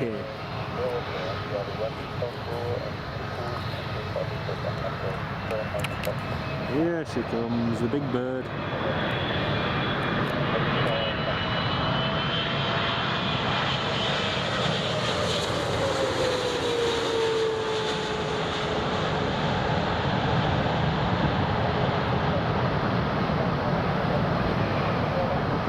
Nicely done.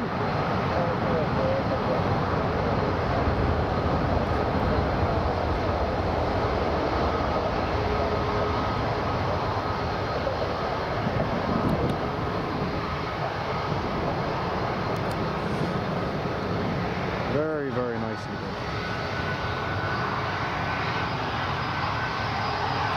Right, Emirates is just going to vacate the end of the runway there.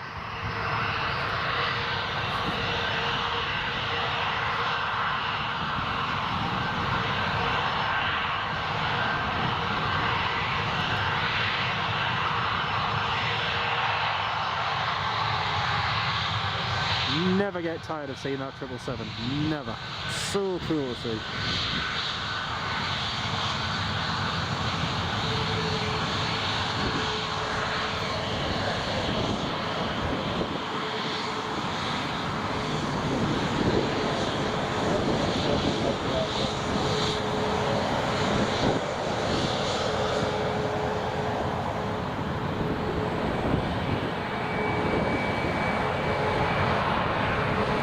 So the 73 is just pulling into the turn-in where you can wait at the side of the taxiway. Very, very rarely see this used. Mike, could Newcastle handle an A380? No, sadly not, mate. Sadly not.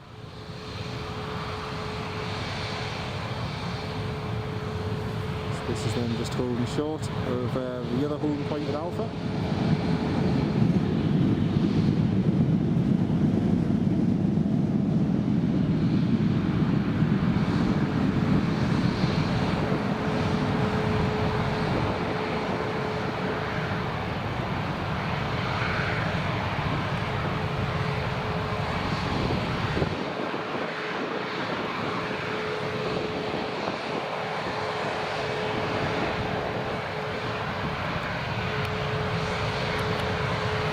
Emirates has vacated the runway. British Airways. No, no, sadly not. The airport can't handle it, unfortunately. Maybe one day. Probably never. As you saw with the pandemic, just overnight the A3 went from being a popular aircraft to mothball, so yeah.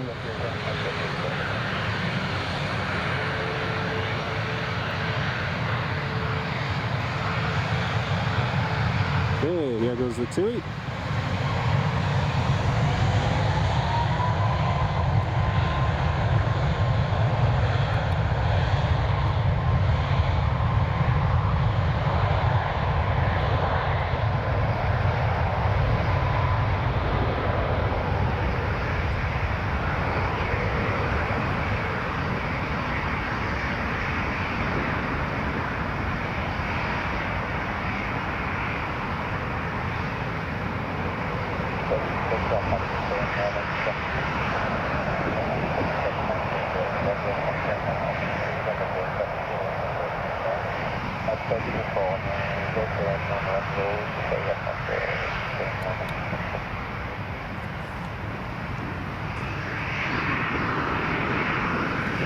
Very nice. Oh, runway lights have just come on.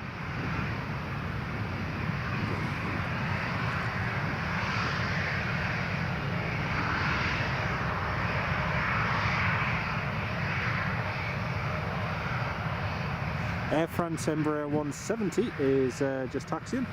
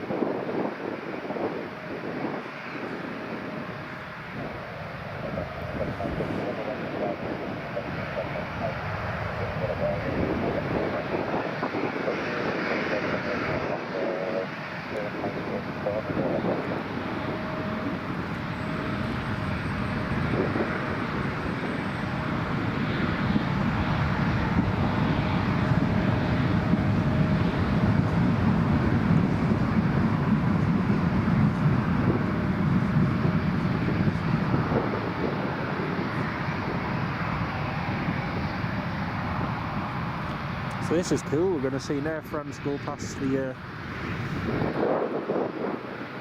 737 that's waiting at the holding point.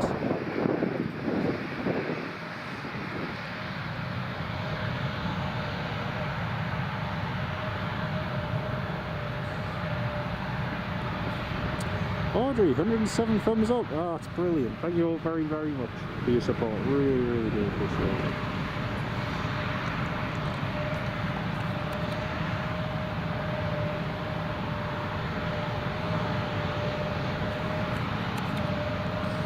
Cool.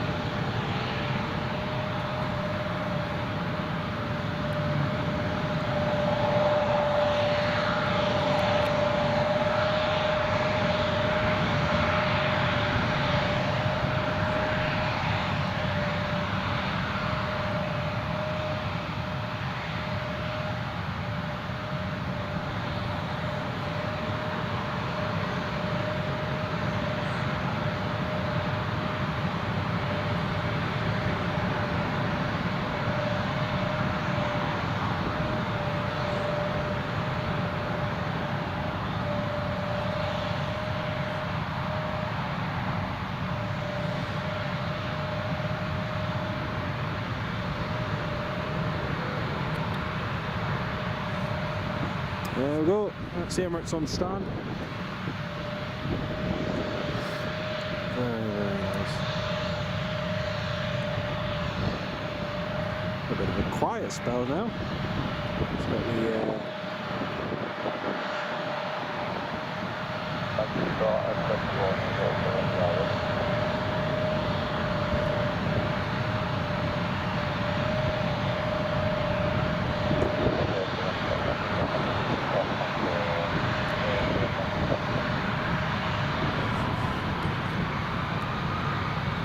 right, see Air France going.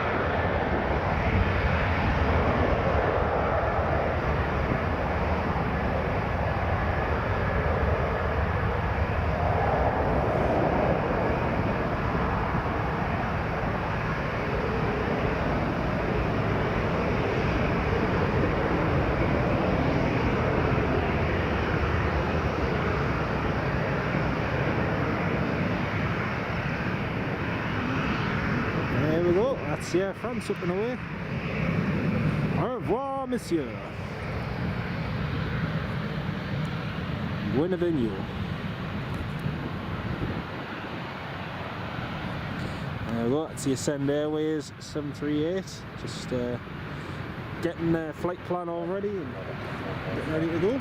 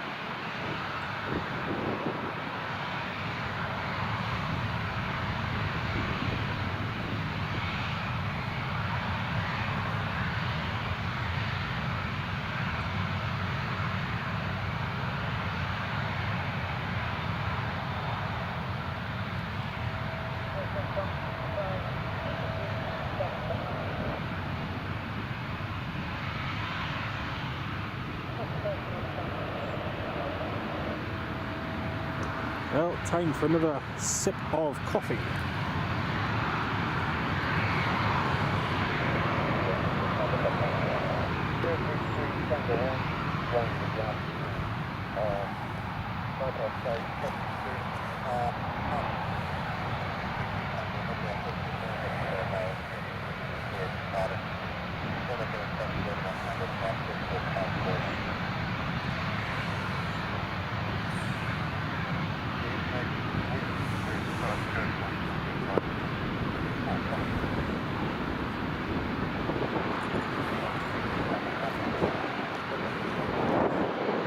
Yep, that's the Ascend Airways crew just there in front of us. They've just called tower and got their clearance to go back to Cardiff. And so the plan is they're going to go back to Cardiff, turn around, then come fly back here again. So that's good. We've also got Aer Lingus ATR 72-600 just pushing back there on the left hand side behind the British Airways A321 Neo. So we've got that to depart also. Oh, these gloves are brilliant. I can finally just start to feel my fingers again and get some warmth back in them. Saying that, hot cup of coffee helped as well.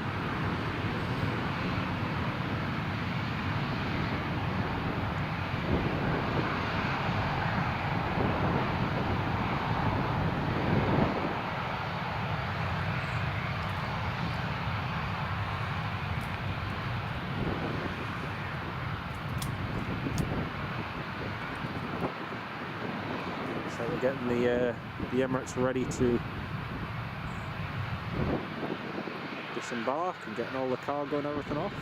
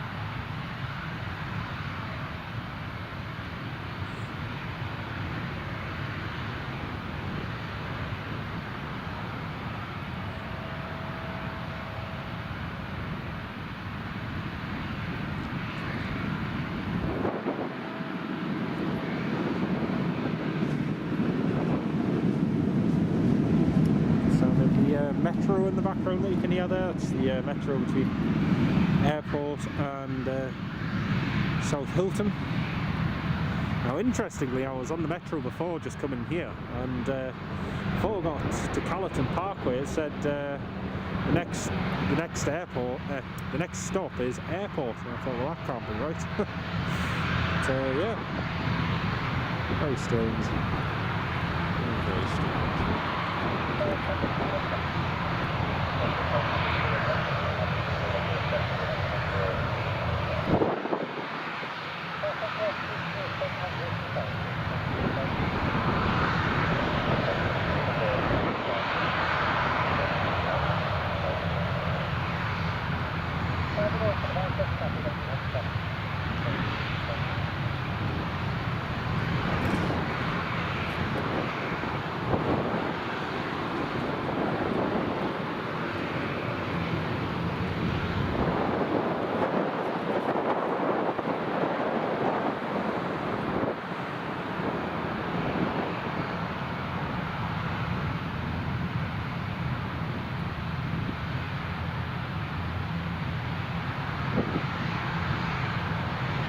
That's the Aer Lingus just taxiing it.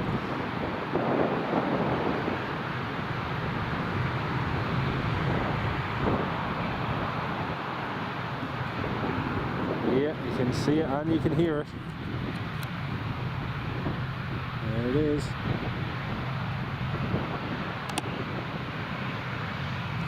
So it's not that often you see aircraft holding short on that bit where the 738 is, but it does happen every now and then.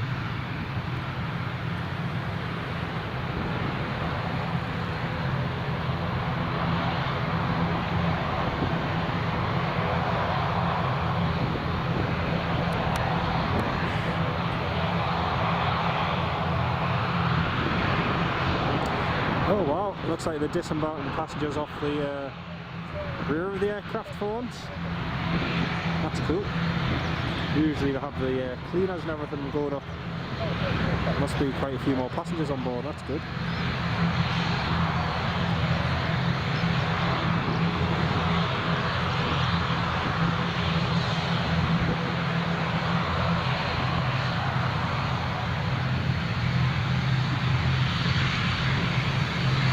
Aer Lingus played to line up.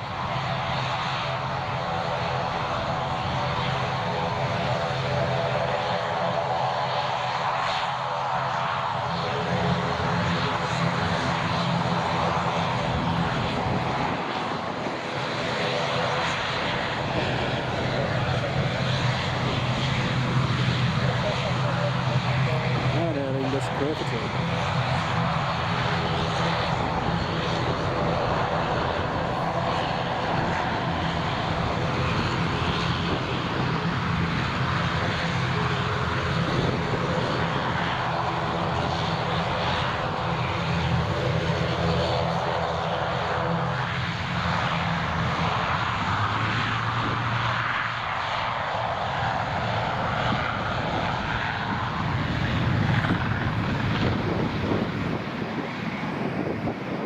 They usually do, Tony, but haven't seen. I don't think I've seen them this year. Come down the back steps. I've always gone through the jet bridge when they've disembarked. So usually during the summer if it's dry and whatnot, and then yeah, usually they get sent to the back. But interesting. Well, that's the ATR airborne, off to Dublin, the Emerald Isle.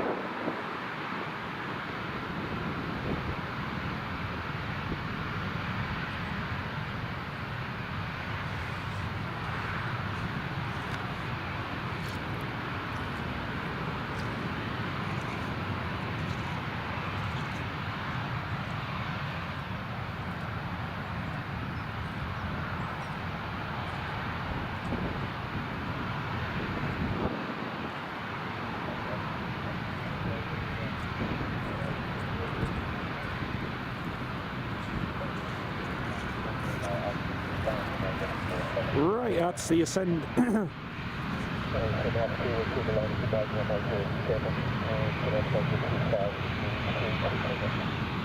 It's the Ascend Airways, clear to line up and wait on runway 07. Heading back to Cardiff.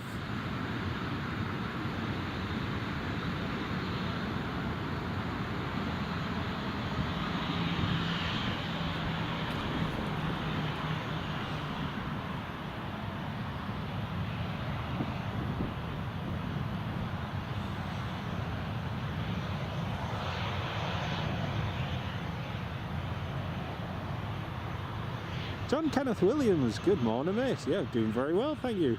Hope you're keeping well as well, mate.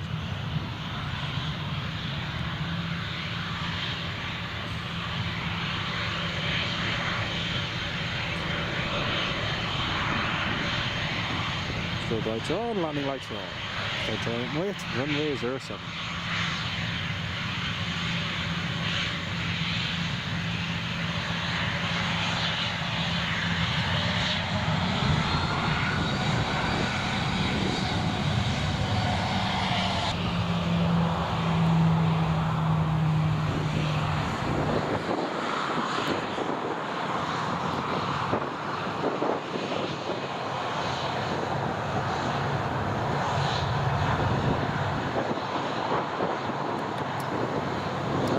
Typical, John, typical. I hope you're feeling better very soon, mate. I hope you're on the mend.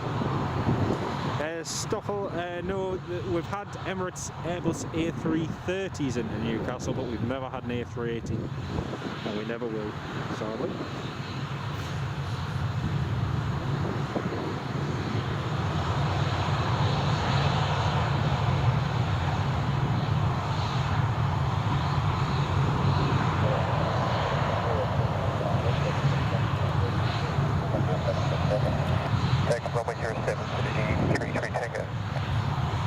Clear for takeoff.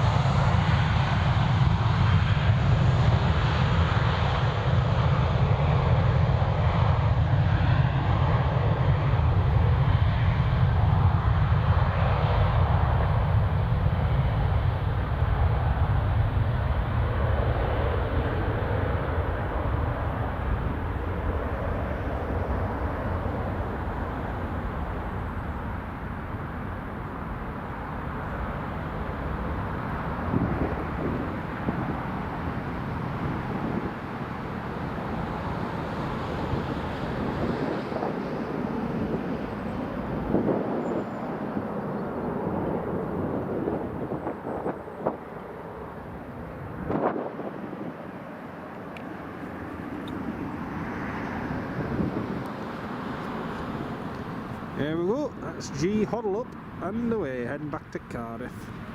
And they should be back in again later on this afternoon. Well, there's all the cleaners getting on board the Emirates to begin the whole turnaround.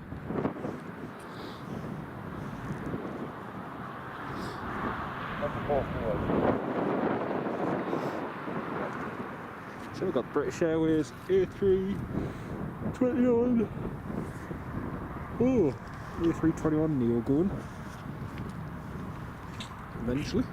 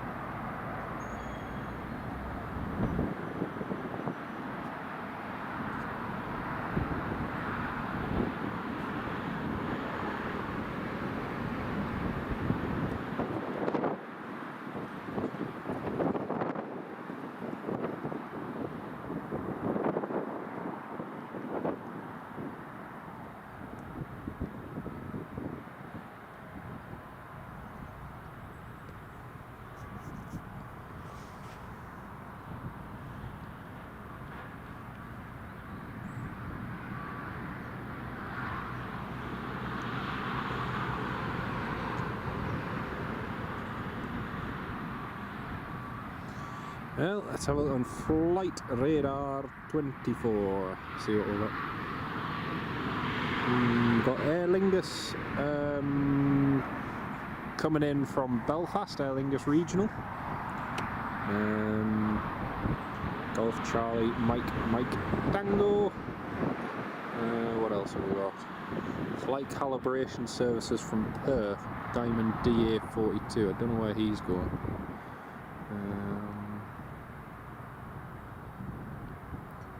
Apart from that, not a lot. It's actually quite quiet. There's lots of overheads going past shortly, but cloud is thick and it's starting to drizzle a little bit actually. No chance of seeing that, unfortunately.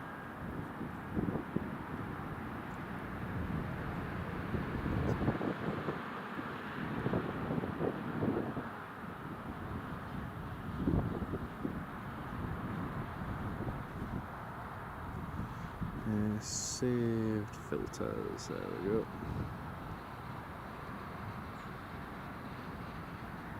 Yeah, the next arrival after that, we've got a Jet 2 coming in from Mallorca at 12:48 in about an hour.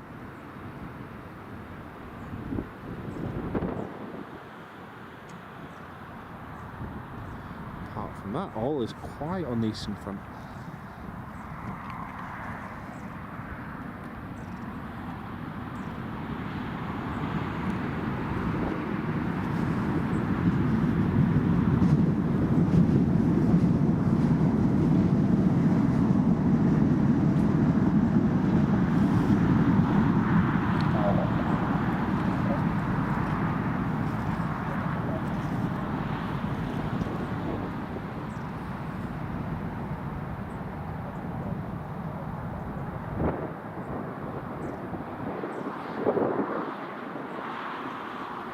British Airways, the shuttle to Heathrow's just called up to ask them what departure they can expect, so hopefully they'll be going soon.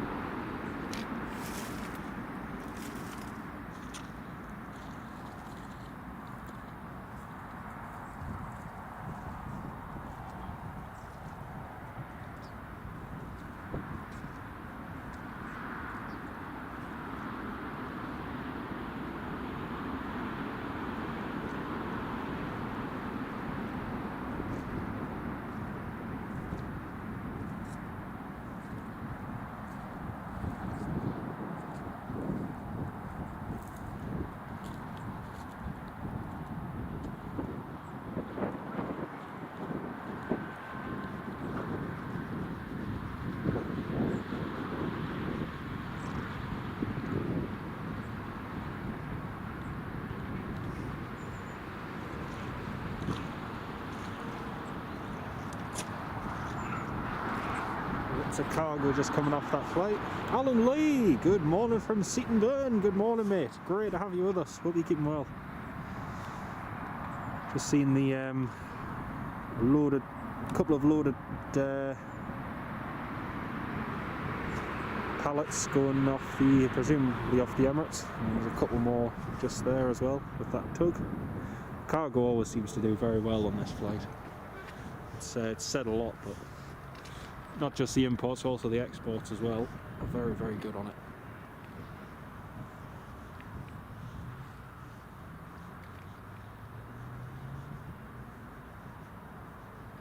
So next arrival will be the Aer Lingus from Belfast. That'll be nice to see.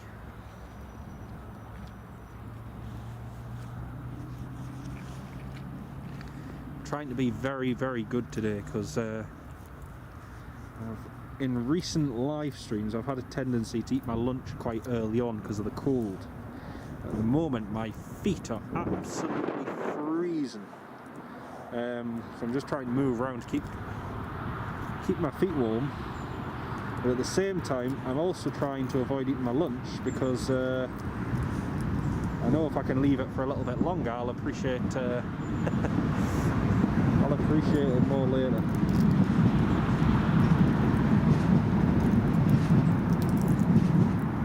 I've just found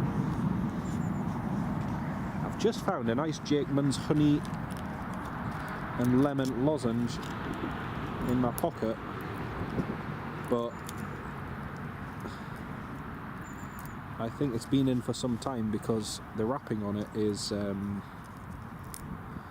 stuck to it like glue.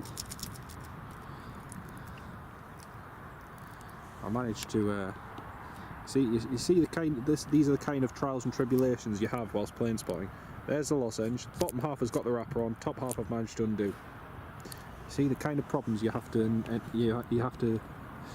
endure whilst plane spotting. Oh dear. Oh, I managed to break half the wrapper. Oh, and the other half stuck to it. Oh, for goodness sake. Oh well.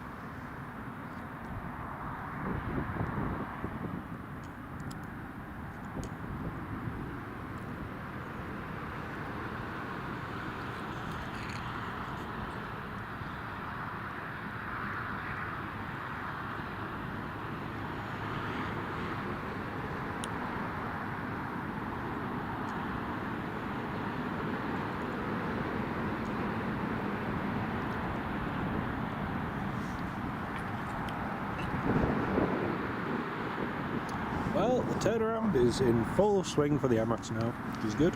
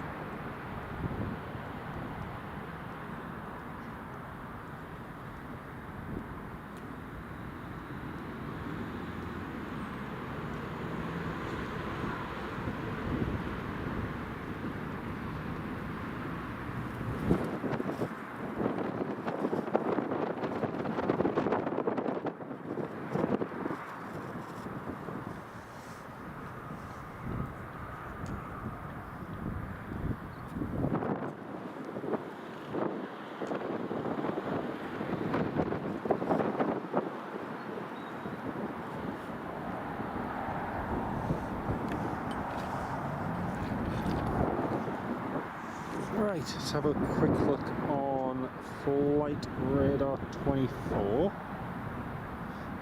Oh, the Transavia 737 is on, it's just taxiing at Amsterdam, heading for here. So I'll be coming here soon. And One from Belfast is at 6,000 feet and you'll be on the approach very, very shortly. British Airways is going to depart at 12:10, and apart from that, that's really it. This is the only problem this time of year at Newcastle, is the quiet spells are quite quiet. So unless of course you get the RAF Poseidon coming in doing the training flight, then that can make it a lot more interesting. But again, sometimes you've just got to hit on with the days and the times.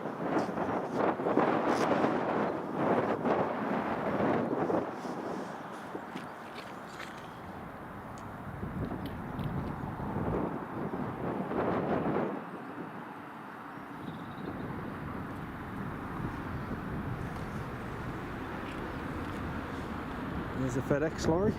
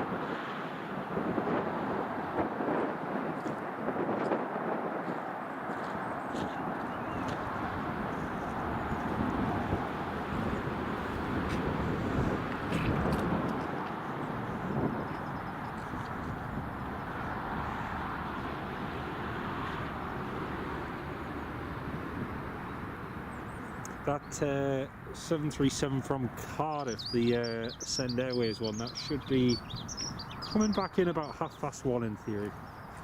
Hopefully they get down to Cardiff and turned around pretty quick, and then they can make it up here straight away, which would be nice to see.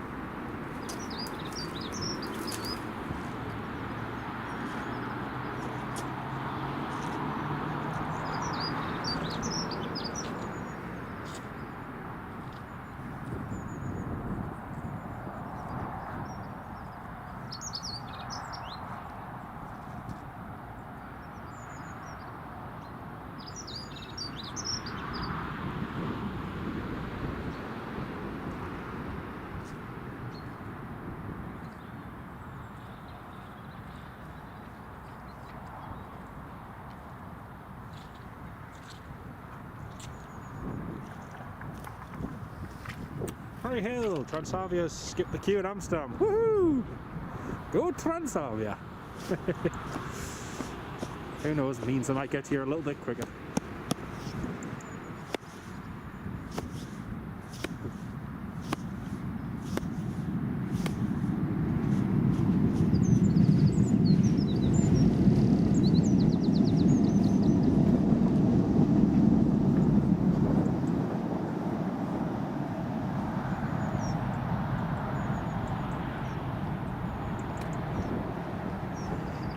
So just have a quick, not entirely sure if they're just doing groundwork either side of the taxiway there, if they're actually doing work to the main taxiway, but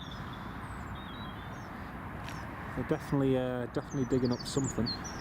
There you go, there's some digger JCB action for any of you digger lovers. Can't say we only just do planes on this channel. There you go, JCB hard at work.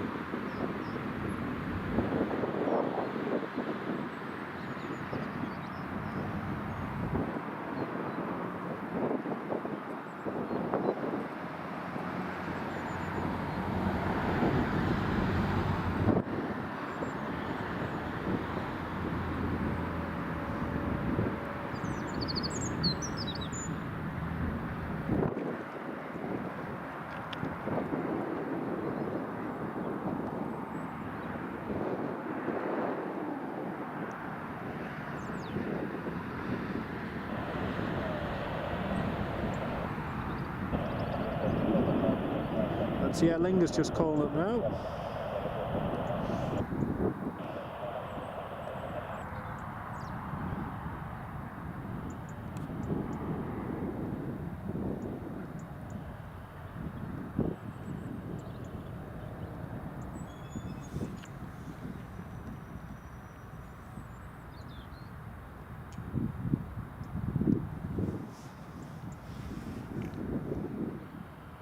Am I hitting that poor defenceless horse?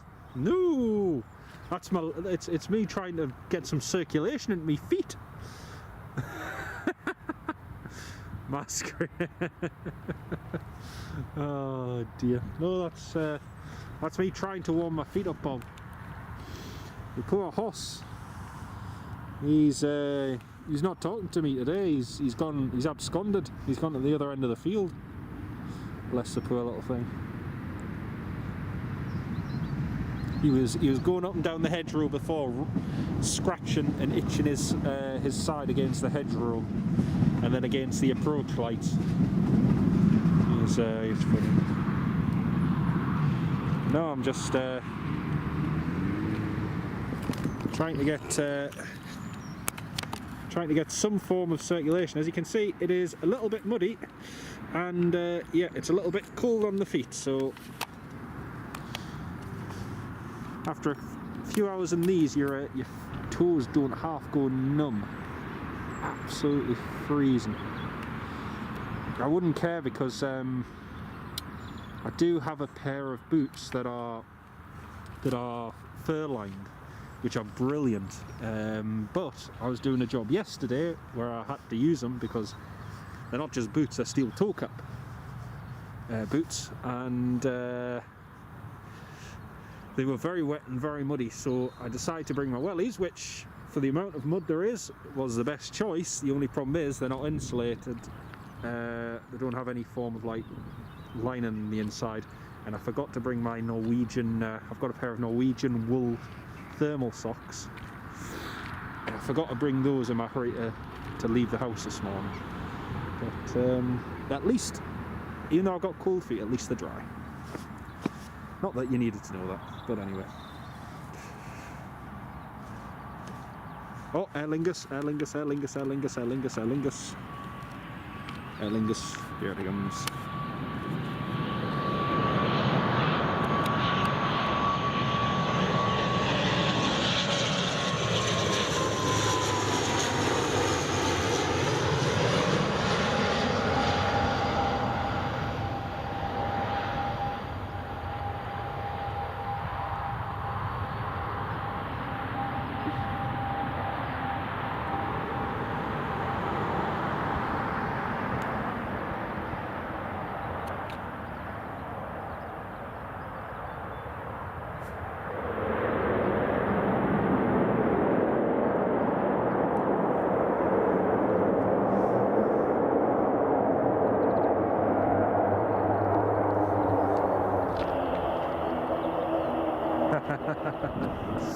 I don't know what it is, right?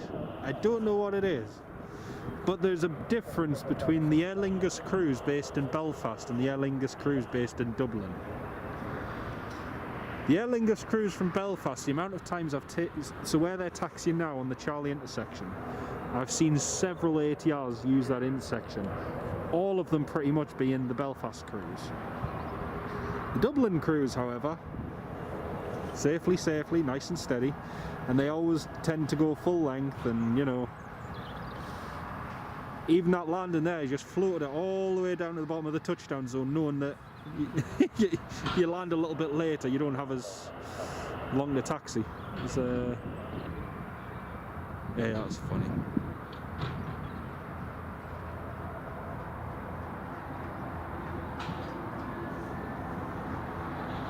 Pair of rig-ab boots at a fur line, nice.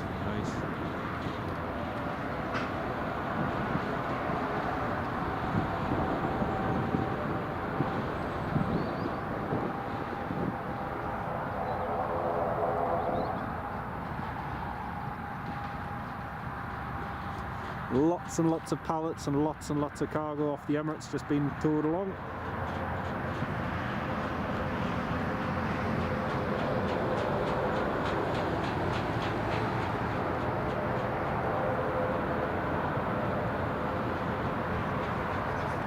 Yeah, I've noticed that ever since Aer Lingus started operating the flight to Belfast, you just notice that difference between the two crews.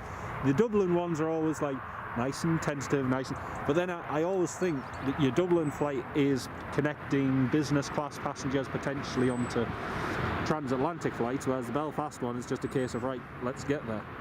I think that's possibly a little bit of a difference.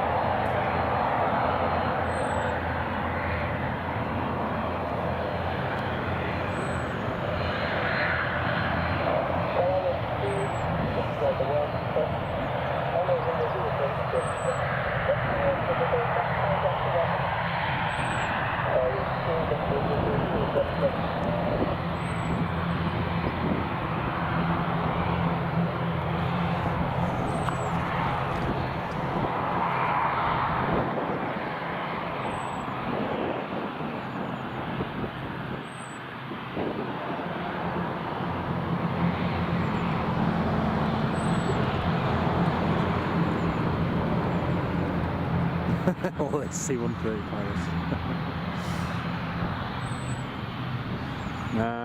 C-130 has been out of there for years, though. The youngest one would then be in his mid-40s if they're all ex-Herc pilots. Oh, it started drizzling again. Man, not having any luck with the weather at the moment.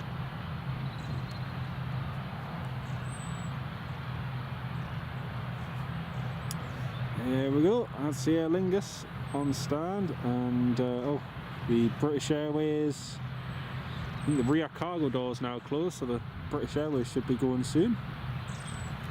Nice Neo departure. This just going back to, we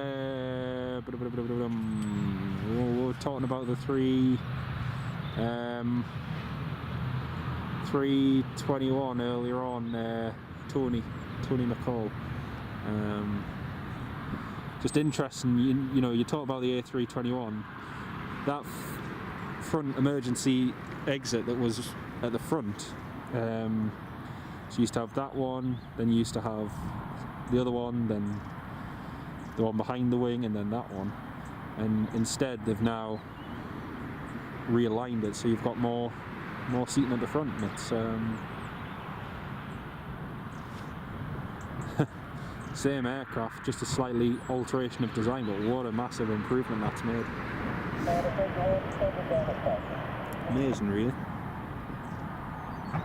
Don't know if anybody had the opportunity to watch Flight Radar 24's video flying on the 737-200 from last week in Venezuela. Oh, it was an if you haven't watched it yet, please check out Flight Radar 24's channel. Oh man, his name's just slipped out of my head. He does the videos for Flight Radar 24, and he flew on this classic 200 and then back on the same plane, and oh, the cockpit views, the sound, everything was just incredible. Absolutely incredible.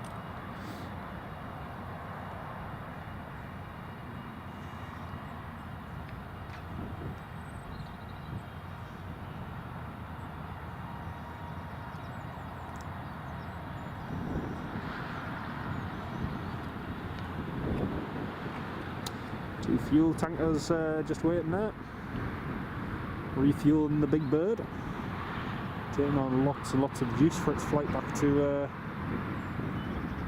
Dubai. Well, it looks like the first tanker's finished, second one's just about to start.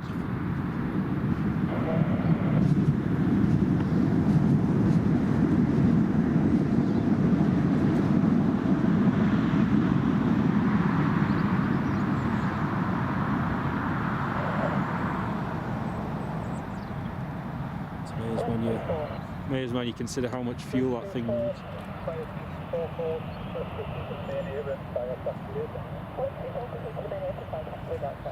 Proceed to the main apron via taxiway.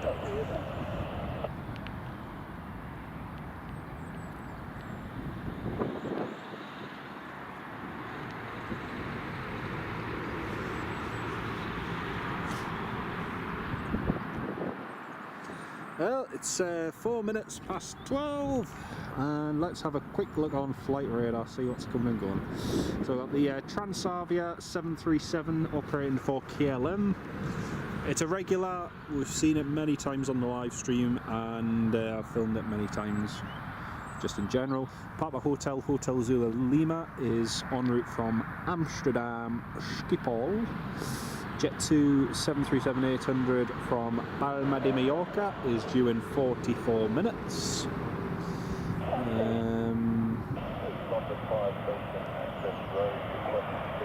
Jet 2 from Malaga due in under 2 hours as well.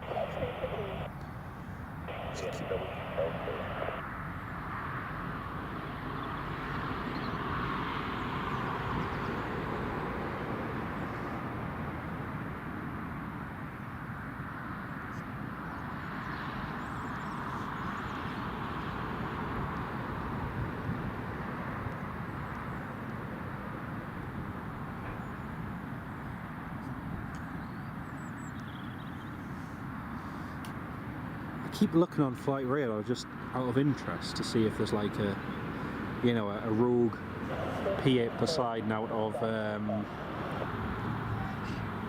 Lossiemouth coming in, but no such luck today. Nope.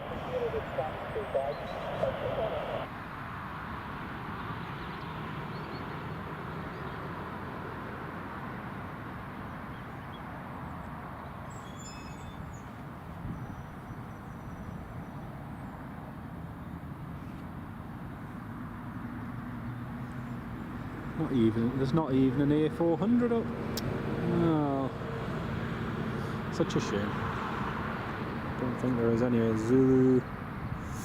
Zulu Mike 4. I don't know, there's Jigsaw. Where are they? Show map. That one's over Wales. Filters, I'm sure I can filter, can't I? Zulu?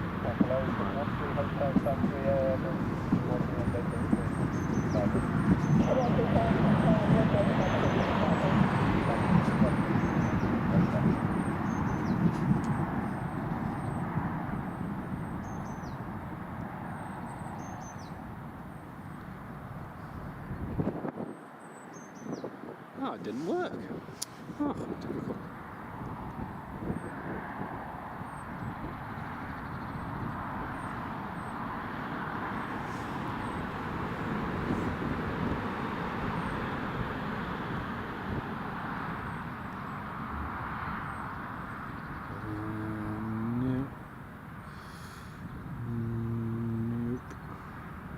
Nope. And definitely nope. Oh well. There's a Draken Europe Diamond, looks like that's going into T-side, coming here.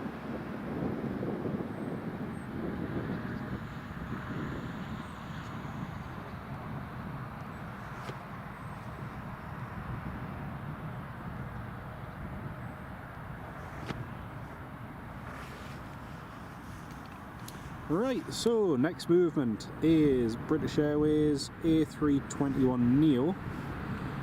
Just pushing back off stand 3 over there.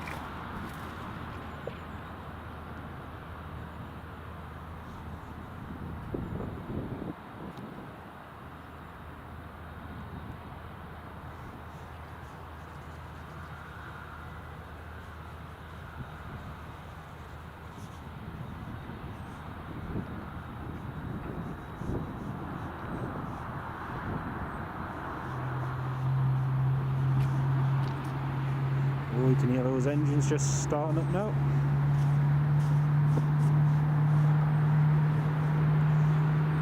Very, very distinctive sound, those engines.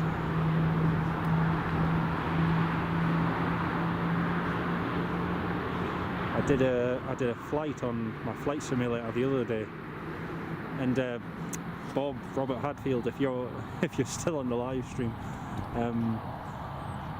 I forgot to copy my PMDG sound settings from the original plane over to the one I reinstalled, and so I took off. Well, I pushed back and I started the engines and I couldn't hear anything, but all the displays were giving me the correct indication, so I just started the engines as normal. And then I realised I'd forgotten to copy the sound folder from the original aircraft to the one I reinstalled, so I had to do a flight from Rome Fiumicino to Cagliari in the Mediterranean with no engine sound on the flight simulator. So that was interesting, especially when all you can hear is the wind outside but no engine noise. Oh dear. Right, here comes the Newcastle International Airport fuel tanker. You'll probably just see it on the bottom of your screen in a second. One of the ones that's used to fill up the big Emirates bird.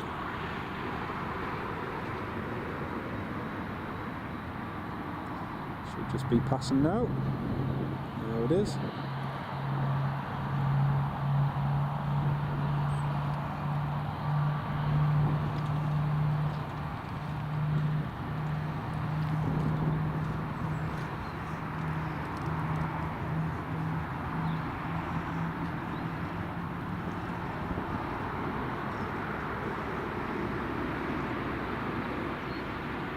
Yeah, it was very clever, Bob. I just thought though, when it comes, you know, to noise abatement procedures, I'd be exempt from them because my plane wasn't making any engine noise. So you see, it's quite clever.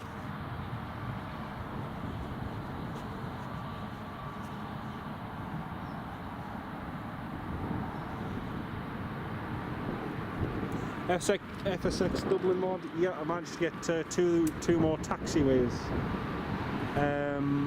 Two more taxiways in, but I came across a little hurdle the other day. So I spawned on VATSIM at Dublin Airport and was just watching other aircraft utilise the taxiways and the runways, and there must be a scenery difference. I don't know if it's between MSFS or X-Plane or something, I don't know, but certain people are in different positions when they exit the runway or when they take off on the runway or when they're taxiing along, because it's not all exactly the same. I've had to, because I realigned the taxiway twice, but then each time it was slightly different to what other people were when other people were taxiing or taking off. So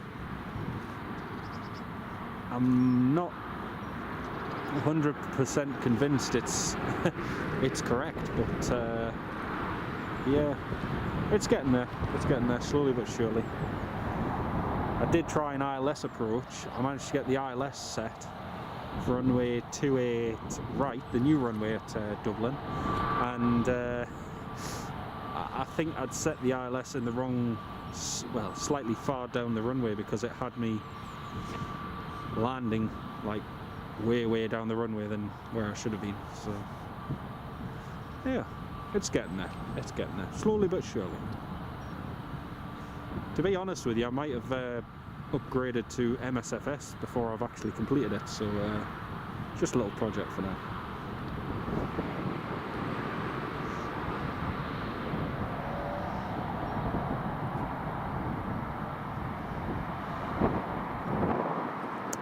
Well, that British Airways A321 Neo has started both engines. It looks ready to rock and roll.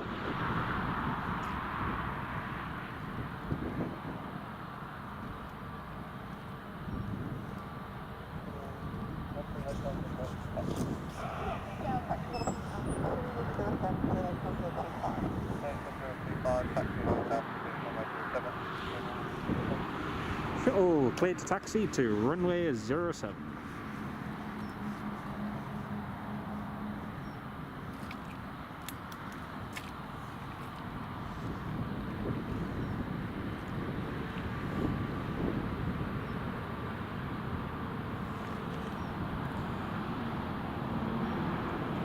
Oh, I do love the Neo, especially the 321 Neo.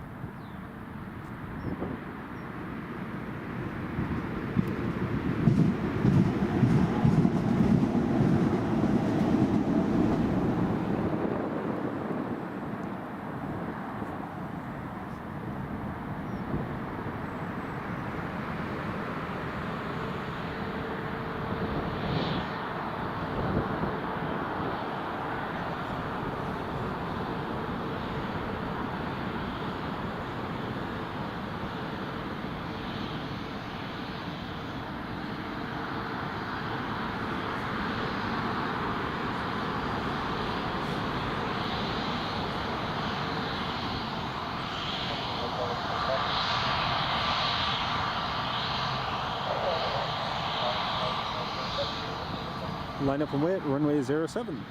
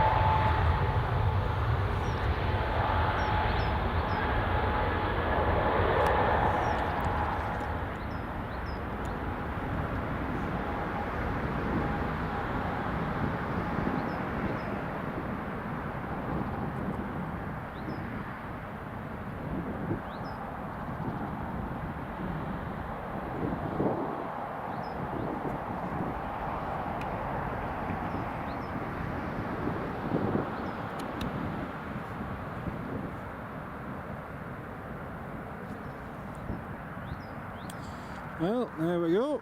That's the British Airways away. And back over at the Emirates. Turnaround's still ongoing.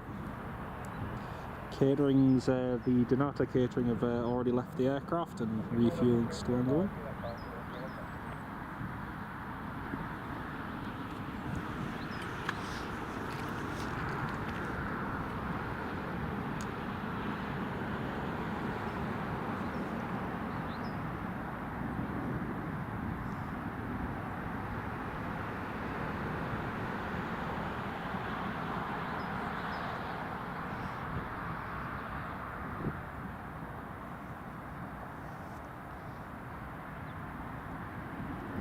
Transavia is just over Hull, so he's not too far away.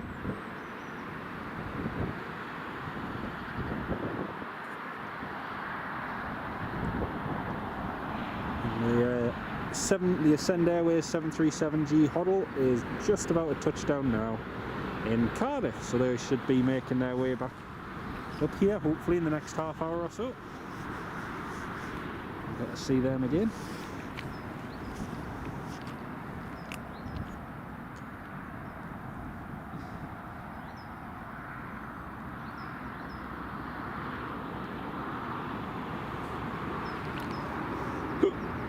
Oh, no.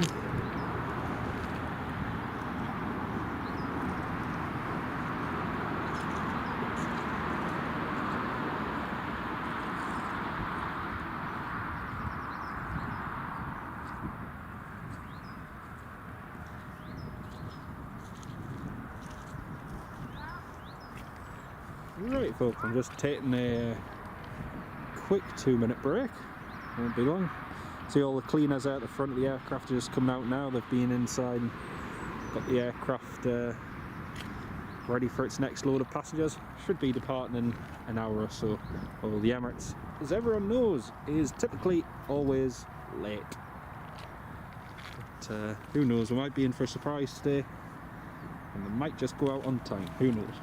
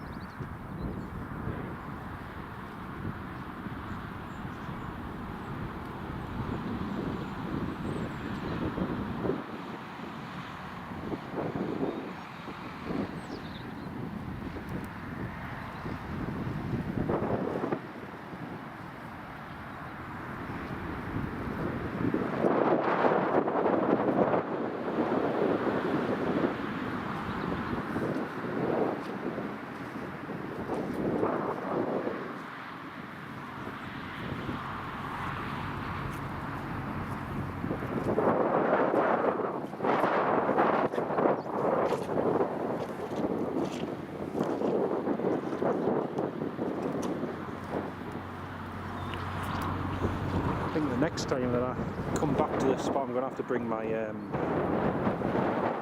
litter picker with us.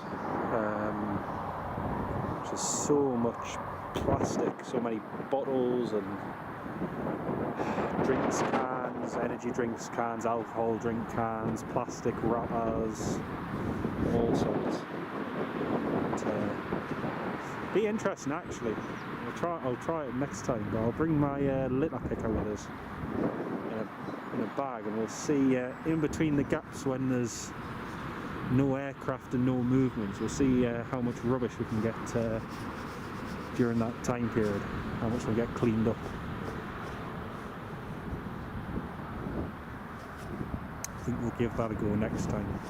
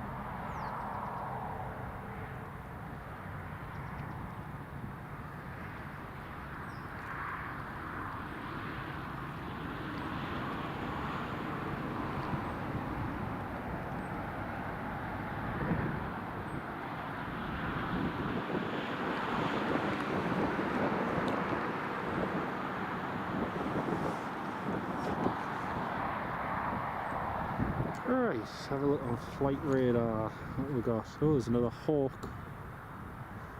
Sarab 11 has just departed Leeming, heading north. Transavia 737-800 KLM 959 is just in the descent now, passing 19,000 feet. Should be with us very shortly. Could really have done with that Hawk coming in here to do a quick low approach and go around. That would have been nice. No such luck today.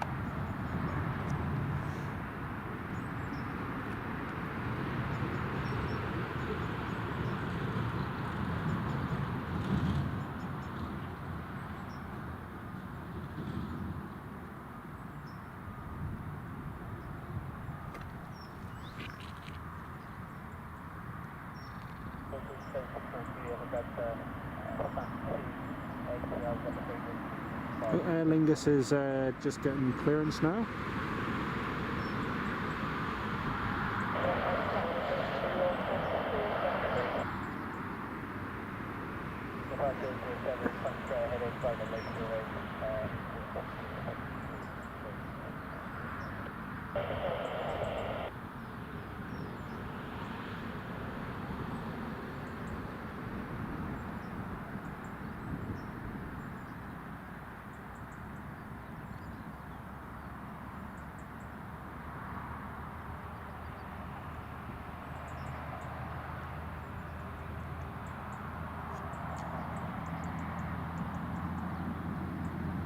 No, there's two Hawks.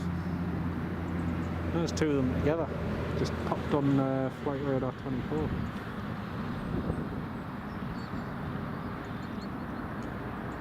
Just hear them going over now. Can't wait for the PMDG 777 to be released so you can get some Newcastle Emirates options done. That'll be good. That'll be really, really good.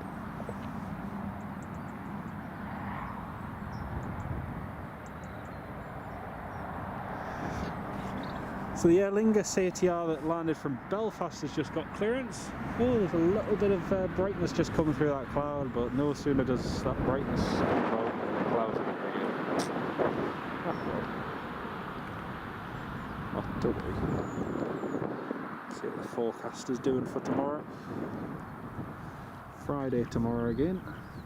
Got 40% chance of rain later on, showers tonight. New full forecast. 9 o'clock, 10 o'clock, 3 o'clock.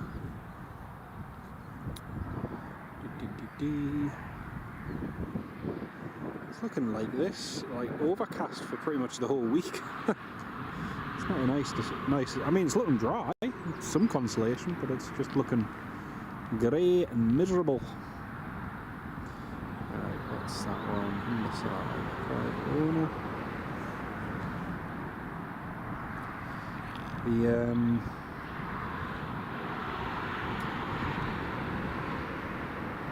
There's an RAF Venom scheduled to come in here, and there's a couple airborne, but whether or not they come in here is another matter. We'll see how it goes.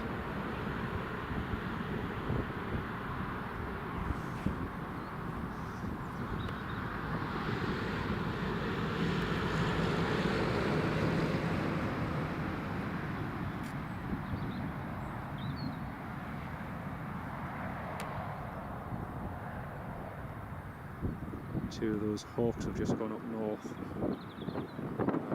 over the North Sea. Still no P8 Poseidon coming out of play today.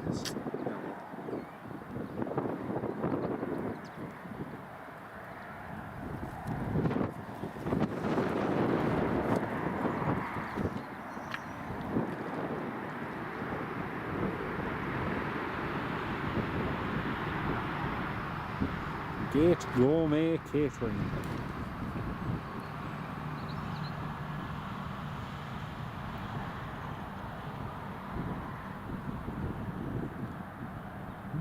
Very nice.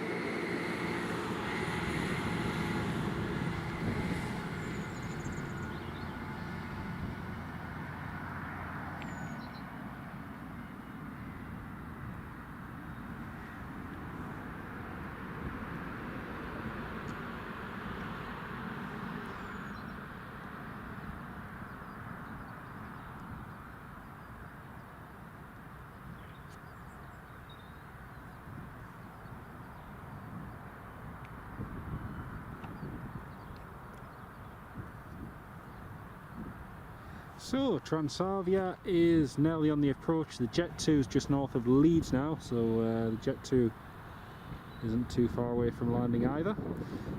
Apex 481 Mike Naljet from Bremen is pinging on Flight Radar, and VistaJet Challenger 350, which is coming in from Stockholm Arlanda, I presume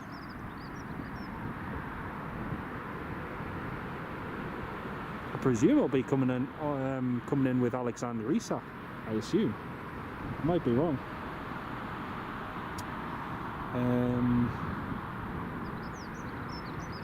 Might be. Anyway, that's coming in, and I'll be in short. the 218 last year. Aer Lingus requesting push and start.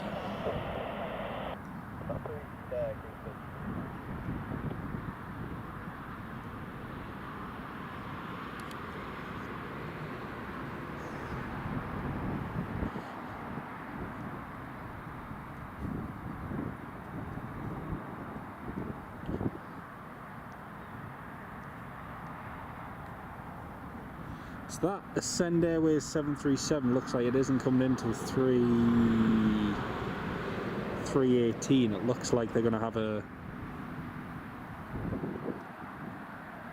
break and then go again. 12:55 to Nottingham.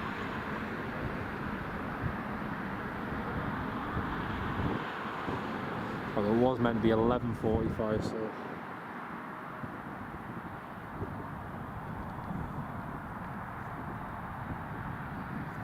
We'll see what happens.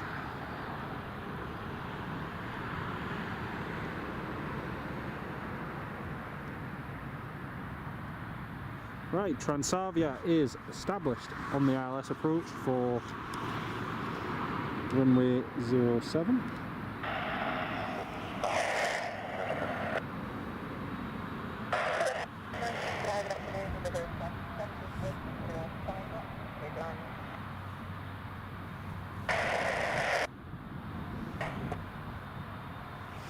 That's the KLM, cleared to land.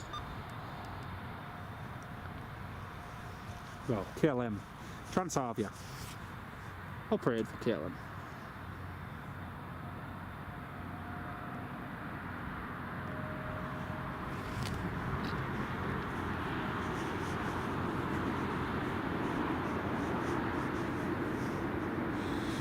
Well, they've got one of the ground staff at the bottom of the steps, which is always a good sign.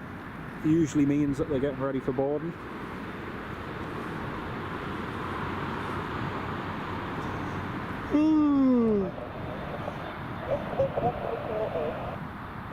Wind 160 degrees at 8 knots, so almost a crosswind.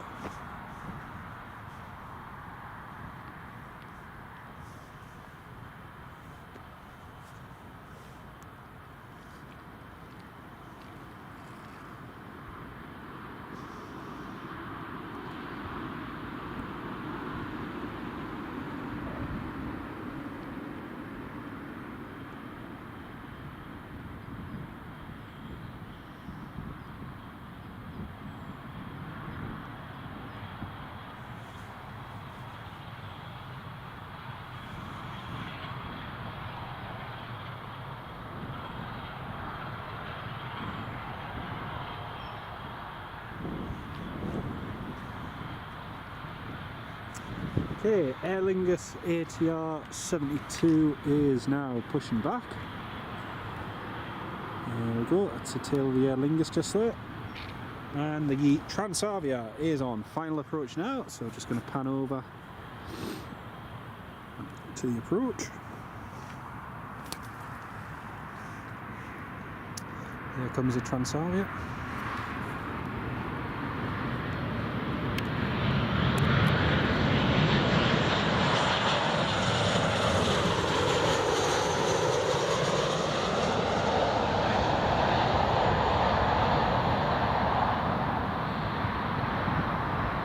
Lovely, very nice.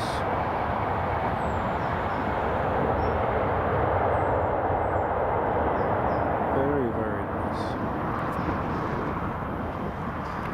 You can tell they've landed here before.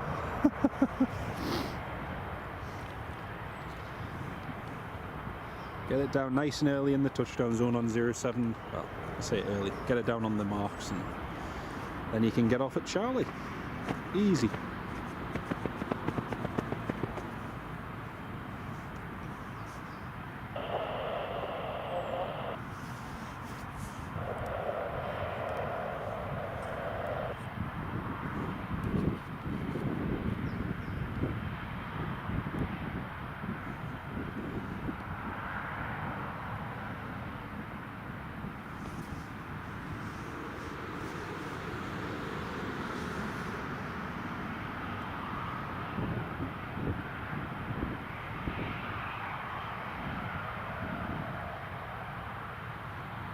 You can even hear them putting the power on the engines from here. They're only a few minutes, I think they're only a few minutes late, so probably trying to make up a little bit of time.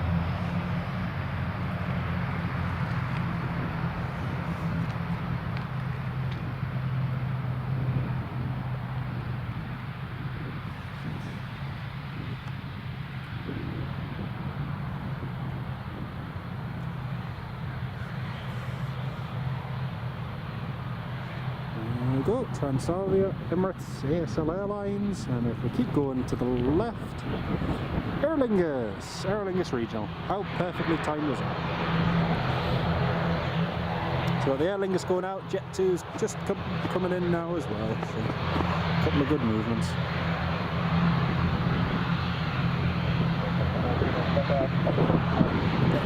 Ready for 2, ready for departure. Very speedy landing, Calvin, very speedy. Quickly getting to the terminal as well.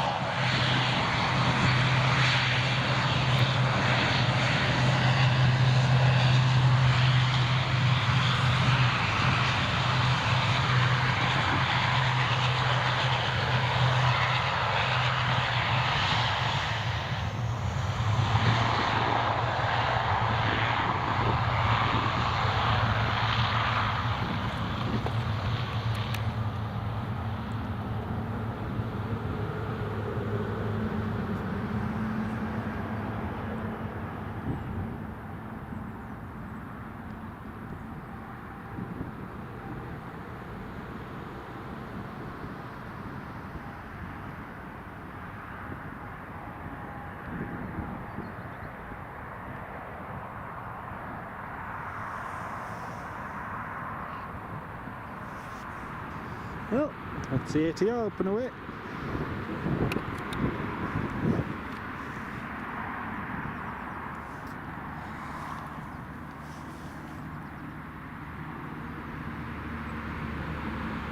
So refueling has been completed on the Emirates. Looks like they're just waiting for the passengers to start boarding, or they may have already begun boarding through the front jet bridge.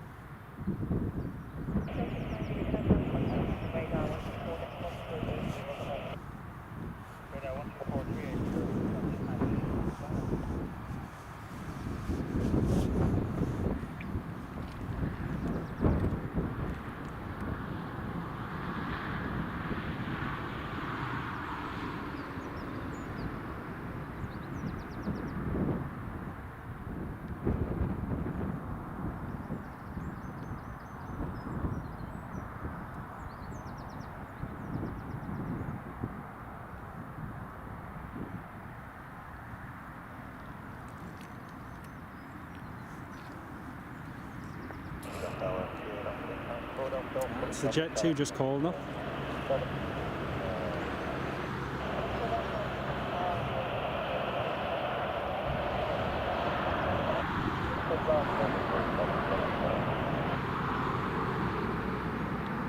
Cleared to land, runway 07, that's the Jet 2 cleared to land.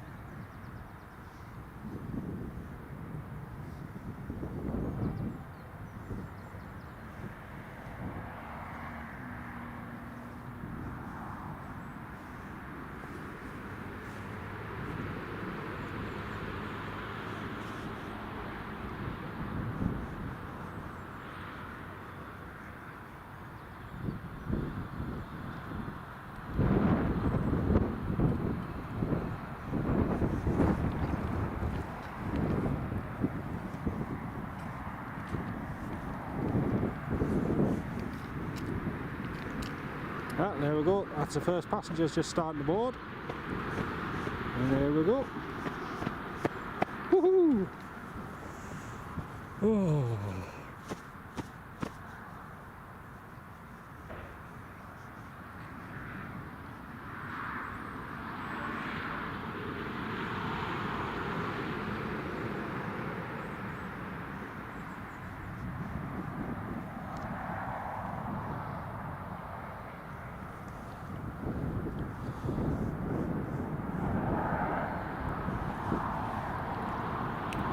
Right, there comes the Jet 2.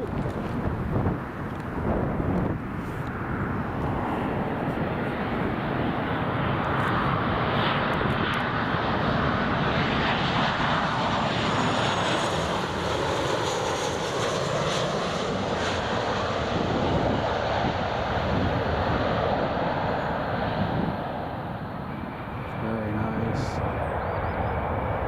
Very nice.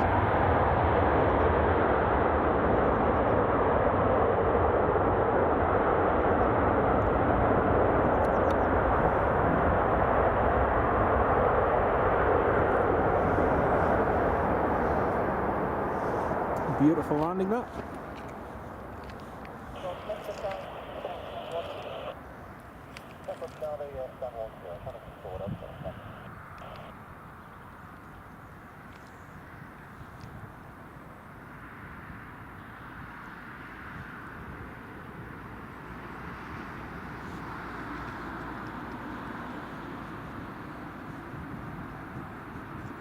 Oh, it's nice to see the Emirates boarding. It's a good sign, it means they'll be taking off soon. Oh dear.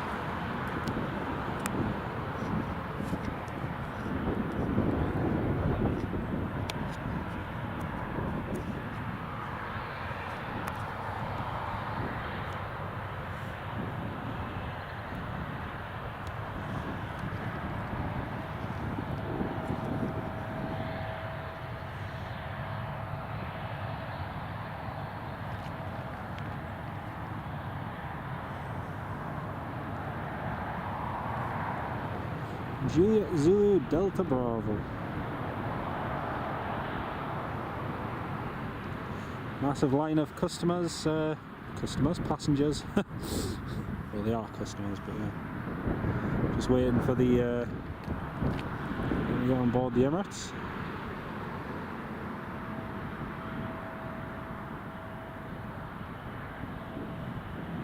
Looks like that'll be the last lot of passengers to get on.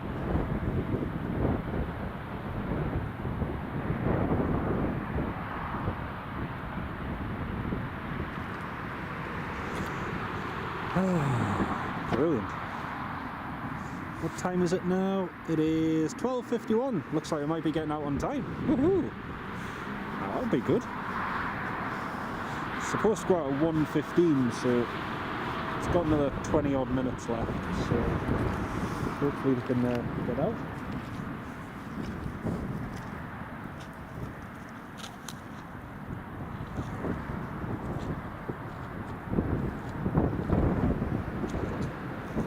Best thing about the Emirates today is it's going to be a 07 departure, so it's get the lovely sound of the G90 engines as it taxis on the runway and then lines up, so that'll be cool.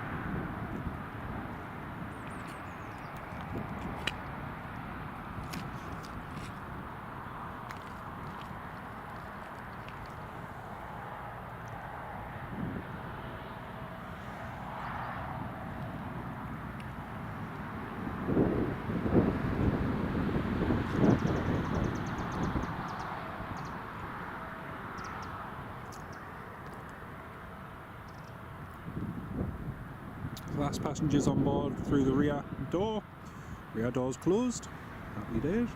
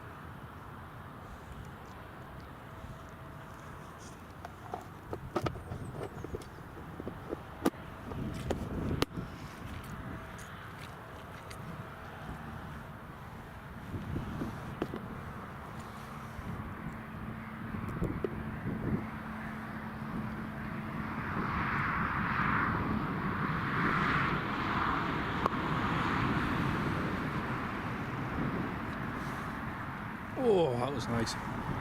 Peanut butter sandwich and a nice cup of coffee. Delicious. Well, that's the rear steps just been pulled off the Emirates. Looking good for an on-time departure, hopefully.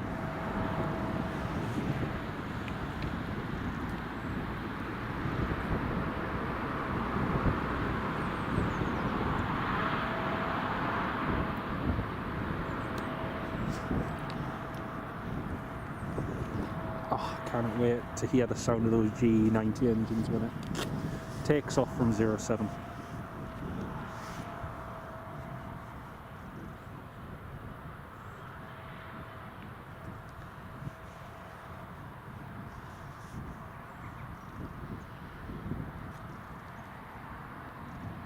Just need the rear loader taken away, jet bridge disconnected, and should be ready to go.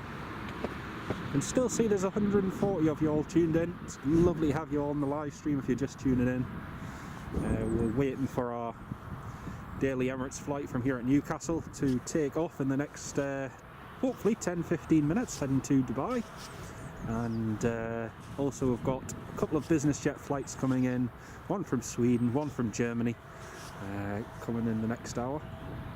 So yeah, a couple of movements to come. And also a Jet 2 coming soon as well. That rear loader is still attached to the plane at the moment. Looks like we're just getting it all locked up and ready to go.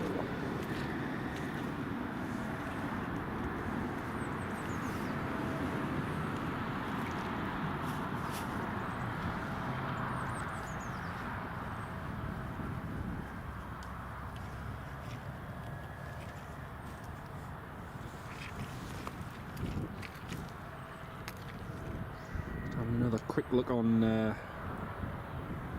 flight radar 24.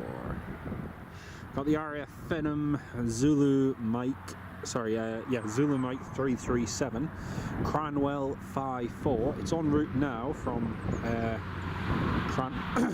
Cranwell, Embraer Phenom. It's what they use for training their pilots on. And now we've got a Jet 2 which is just over the south coast of the UK, just approaching Cornwall at 36,000 feet. Coming in from Malaga, and the business jet from Bremen is delayed, it's due in at 1:53. Vista jet from Stockholm, I presume with Alexander Isak, the Newcastle football player on board. That's en route as well. And it's just started drizzling heavily again. There's the Loganair from Stavanger should be on its way shortly as well. Let's see where the Bristol flight is. I thought there was another. Oh no, Belfast. Belfast at 2:15 is meant to be an A320.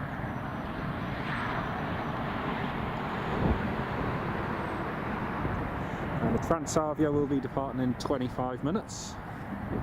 Heading back to Amsterdam.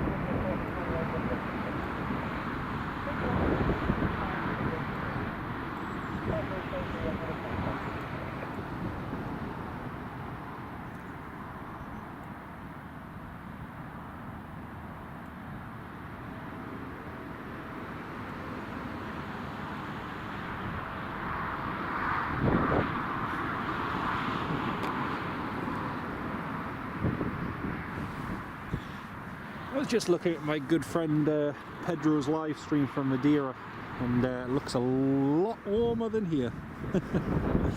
Looks a lot warmer than here. Oh dear me.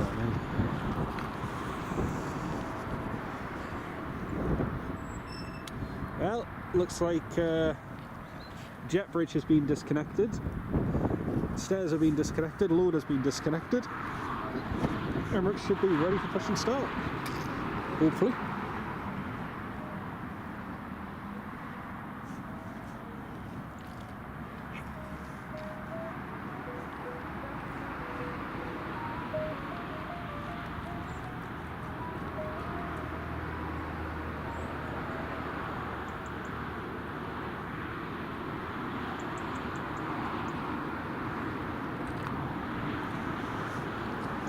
Yeah, that's an interesting question, Ferry Hill. It's got to be, that'll be tens of thousands of litres, no doubt.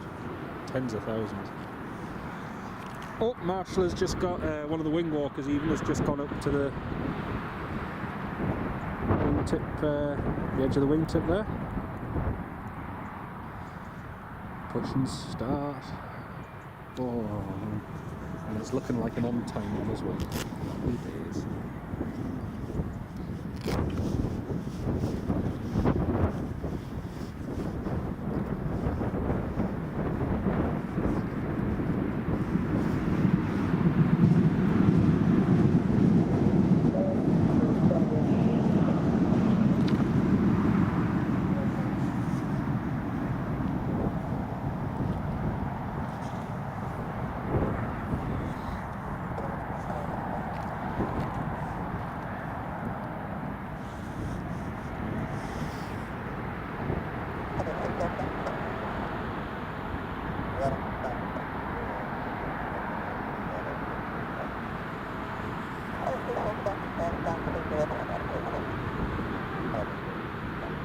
Hey, push and start approved.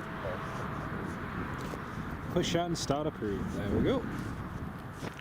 Happy days. Yeah, I know it is. It's very rare, Ferry Hill. Very, very rare. The last few times I've always been going late, but oh, happy days.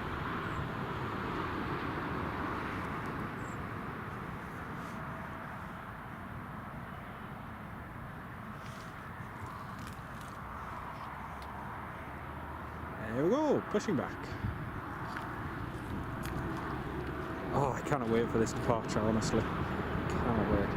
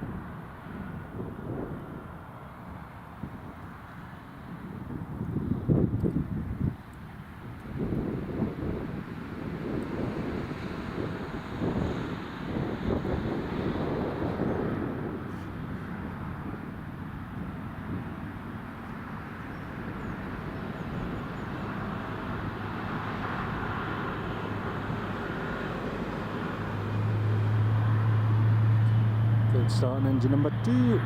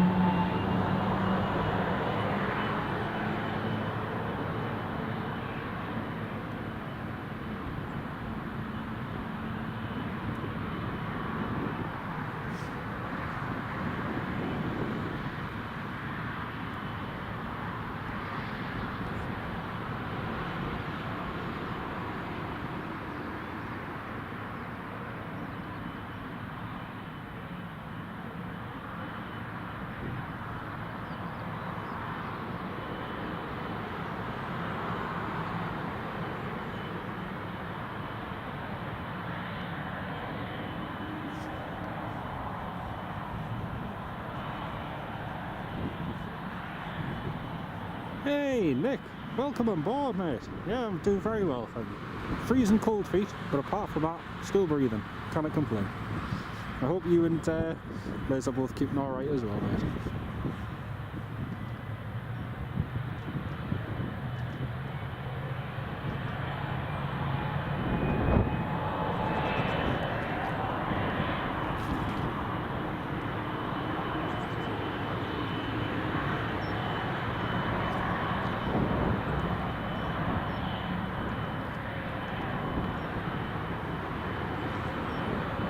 I know, it's looking for an on-time departure, Callum.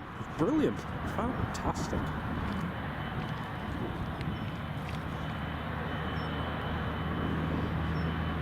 Like a good start on the engines.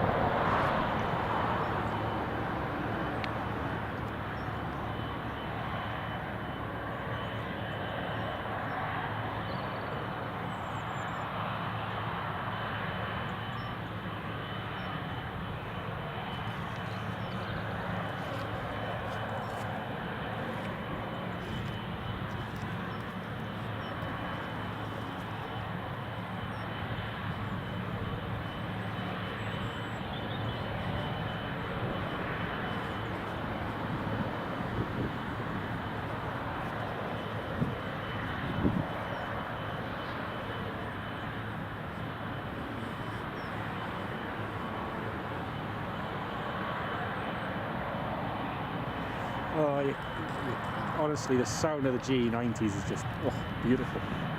Beautiful.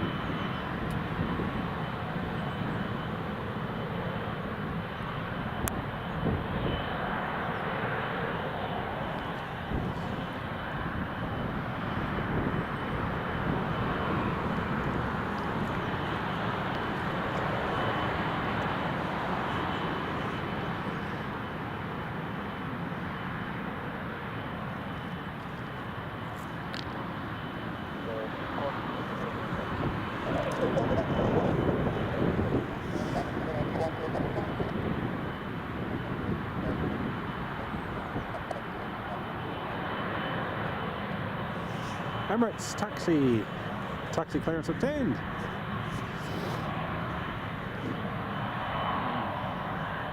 It's true, Ferry Hill, the tugs just look so dinky in comparison to the plane. Amazing, really. Amazing pieces of equipment themselves.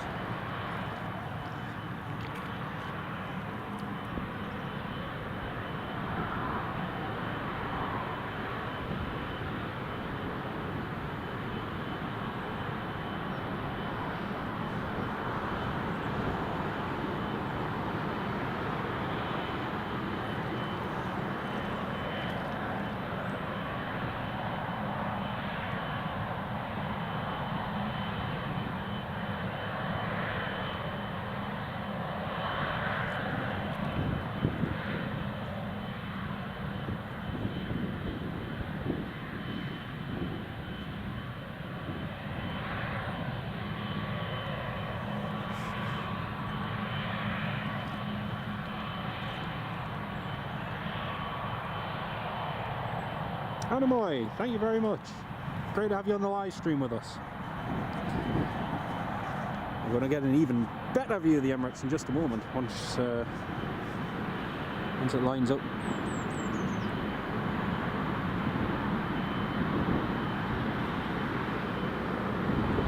Mighty EK.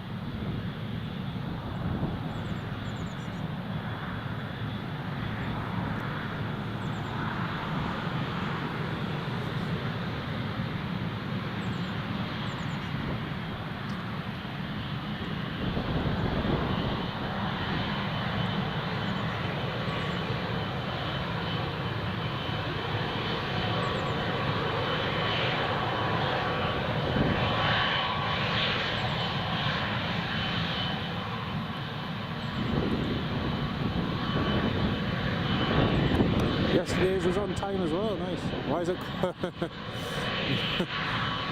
why is it called landing gear not takeoff gear? Good question.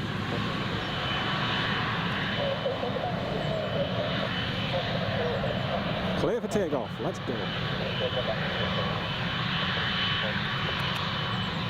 Let's go!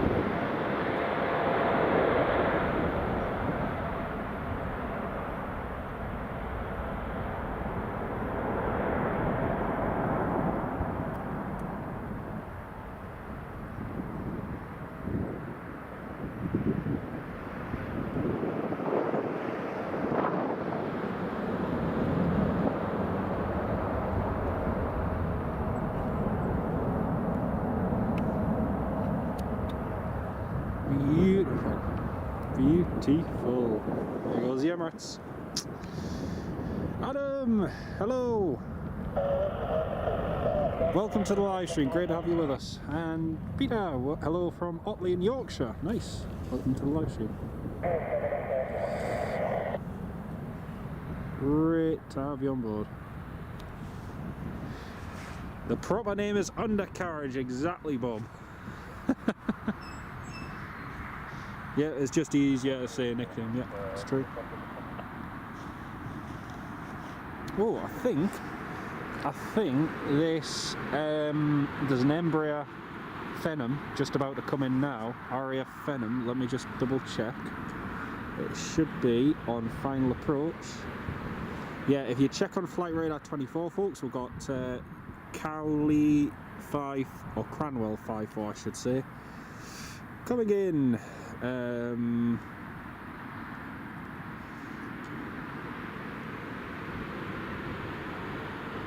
Coming in.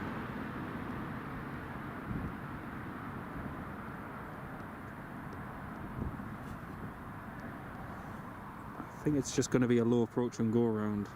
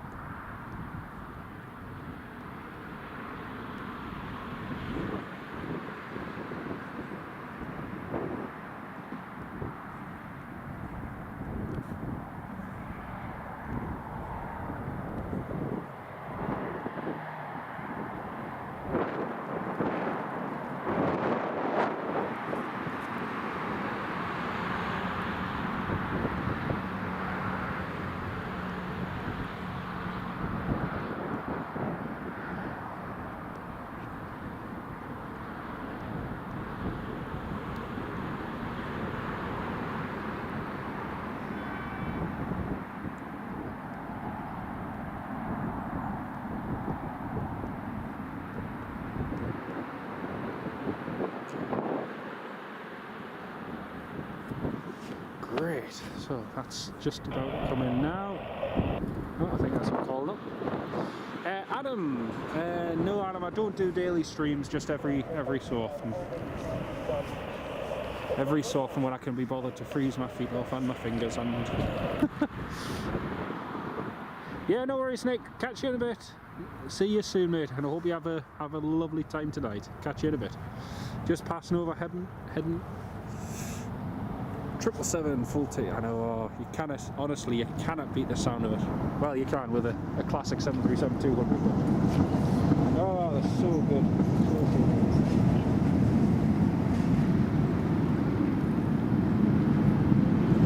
Well, it started drizzling again.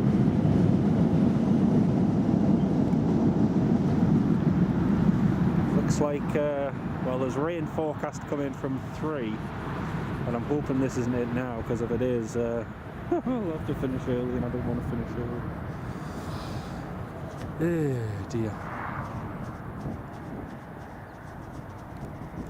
So next up is an RAF Phenom, just on the approach now. Might just do a low approach and go around, we'll see. At least we're at the right end if it does a low approach, which is good.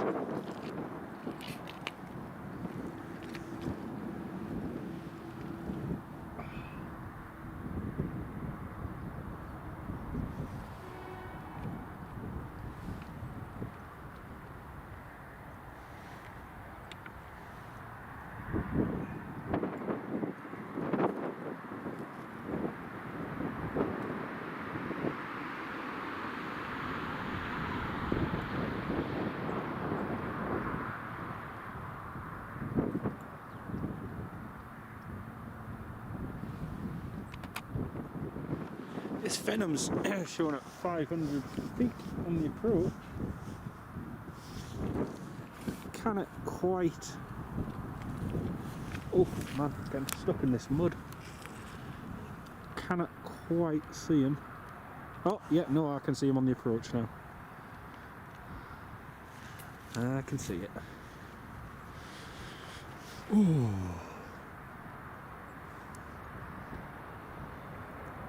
Here it comes. RAF Phenom, Zulu Mike 337.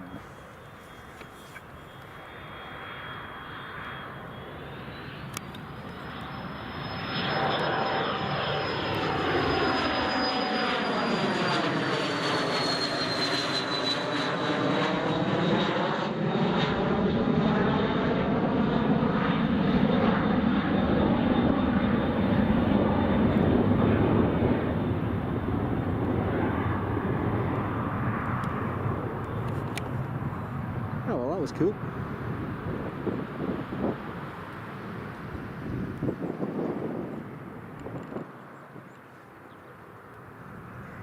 That was it.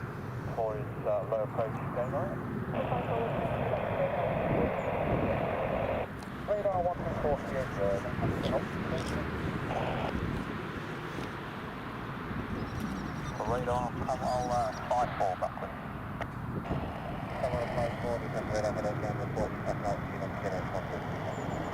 Passing 2,900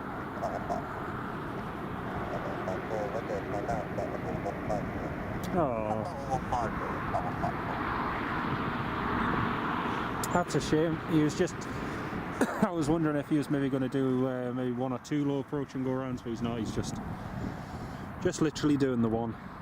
Oh well. Not to worry. Well, let's have a look and see what the weather's doing. See what the traffic situation is.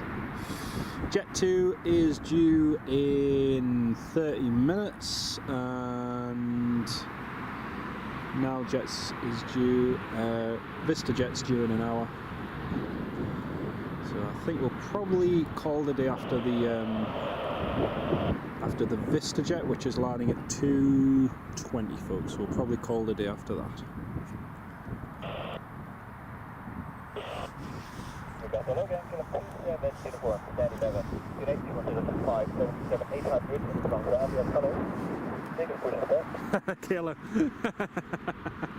KLM 737-800 in Transavia colours. Request push and start.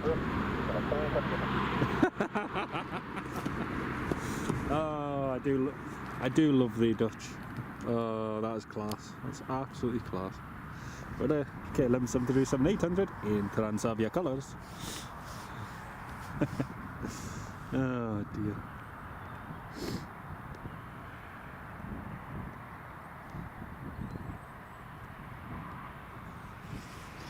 Well, Transavia's just about pushed back now, so we'll get the KLM going, we'll get the Jet 2 coming in and the 2 business jets in the next hour, and then that'll be us for today, folks. We've been live now since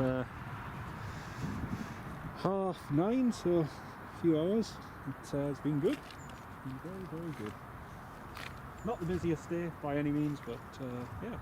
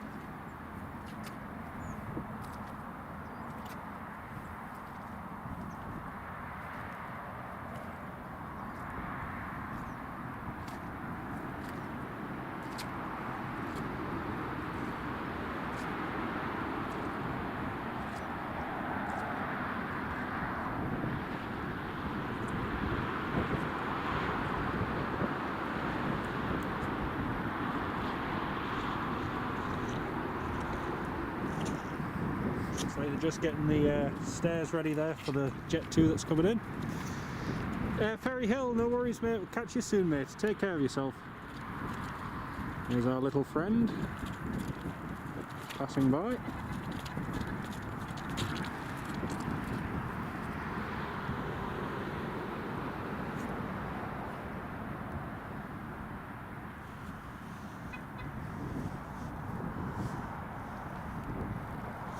There's a Transavia tail just behind the terminal over there.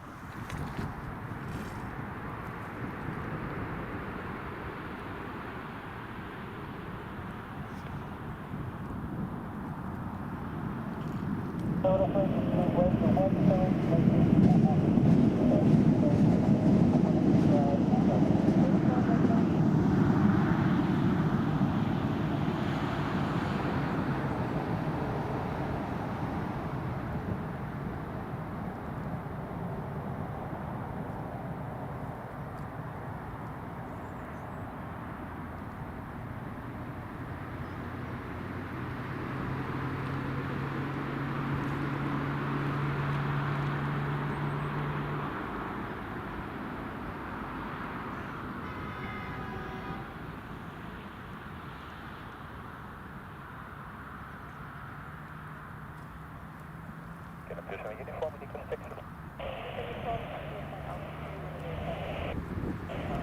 Altitude 07 and connection Kill him, clear to taxi, runway 07.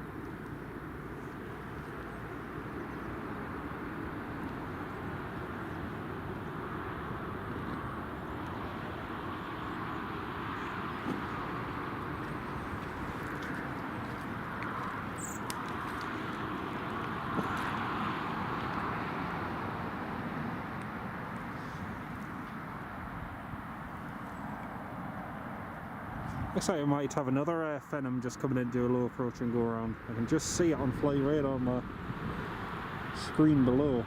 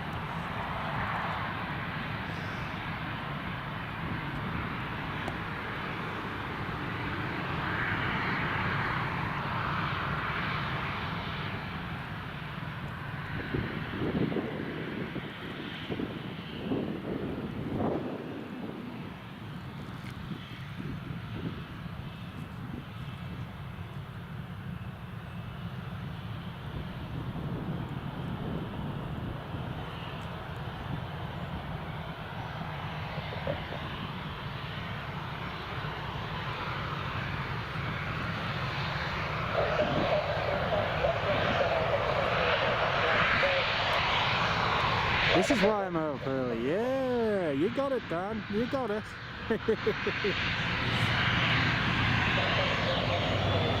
Had to be up early to catch all these birds, you see. Hey, you've tuned in at the perfect time. Transavia 737-800 just upon. Hope you're having a good day though, mate. Welcome to the live stream.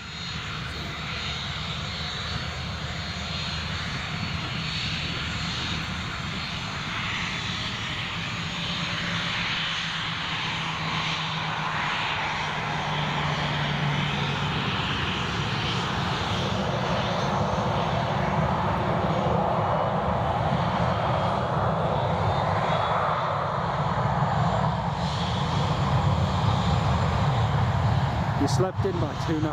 Oh dear. There she goes.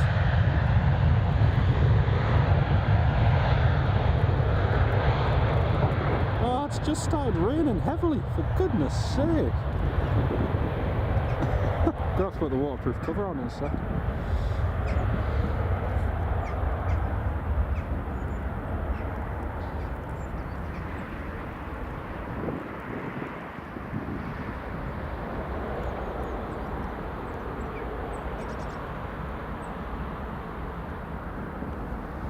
Very nice.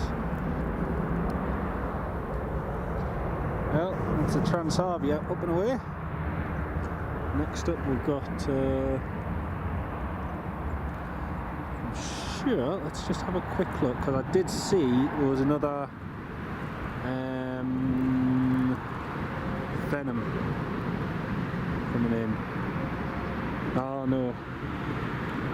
No, he's just doing circuits, he's not coming in. Oh, it's a shame. It's a shame.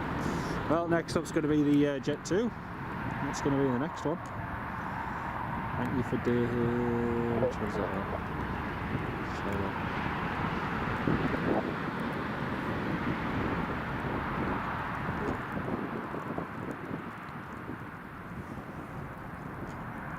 Just going to have to put the waterproof covers on some of my stuff, folks, because it's... Yeah, I will do, mate. Yeah, I will do. Should be back later on. I've got a couple of things on early this evening, and then might be free afterwards, but I'll let you know. I'll be grand. Oh man, it's getting wet.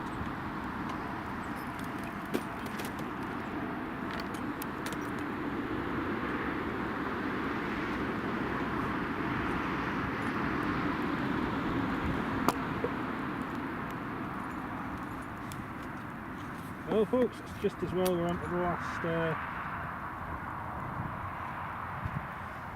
last hour or so of a live stream, because it's getting wet and miserable now. So I put the waterproof covers on, which I haven't had to do, and you can see the although depending on how heavy this gets, I might have to end it early, folks. Just this wasn't forecast until 3 o'clock, so I think unfortunately we may have to end the live stream, folks, as it's getting very, very nasty, and I was anticipating finishing about 2:30 to 3, so I'm afraid, for the sake of the equipment, I'm afraid I cannot go on with this, I'm afraid. Right folks, we're going to have to end the live stream because it is properly chucking it down now, and there's nothing coming in or going out imminently. Right, anyway, thank you all very much for watching. I hope you enjoyed the live stream. Sorry we've had to end it early, but it's just one of them things. I usually would have my waterproof tent with us, which means I can carry on for a bit even if the weather's bad, but these showers have just got really, really heavy, so and as I don't have my tent today, unfortunately it's pointless getting stuff, so I wouldn't care, it's just eased off a tad. Spitfire F100, no worries mate, it's been great to have you on the live stream, and everybody else as well. Lovely to have you all on board. Well, whatever you get up to this afternoon folks, I hope you have a good time. Thank you all so much for tuning in, and we'll see you soon.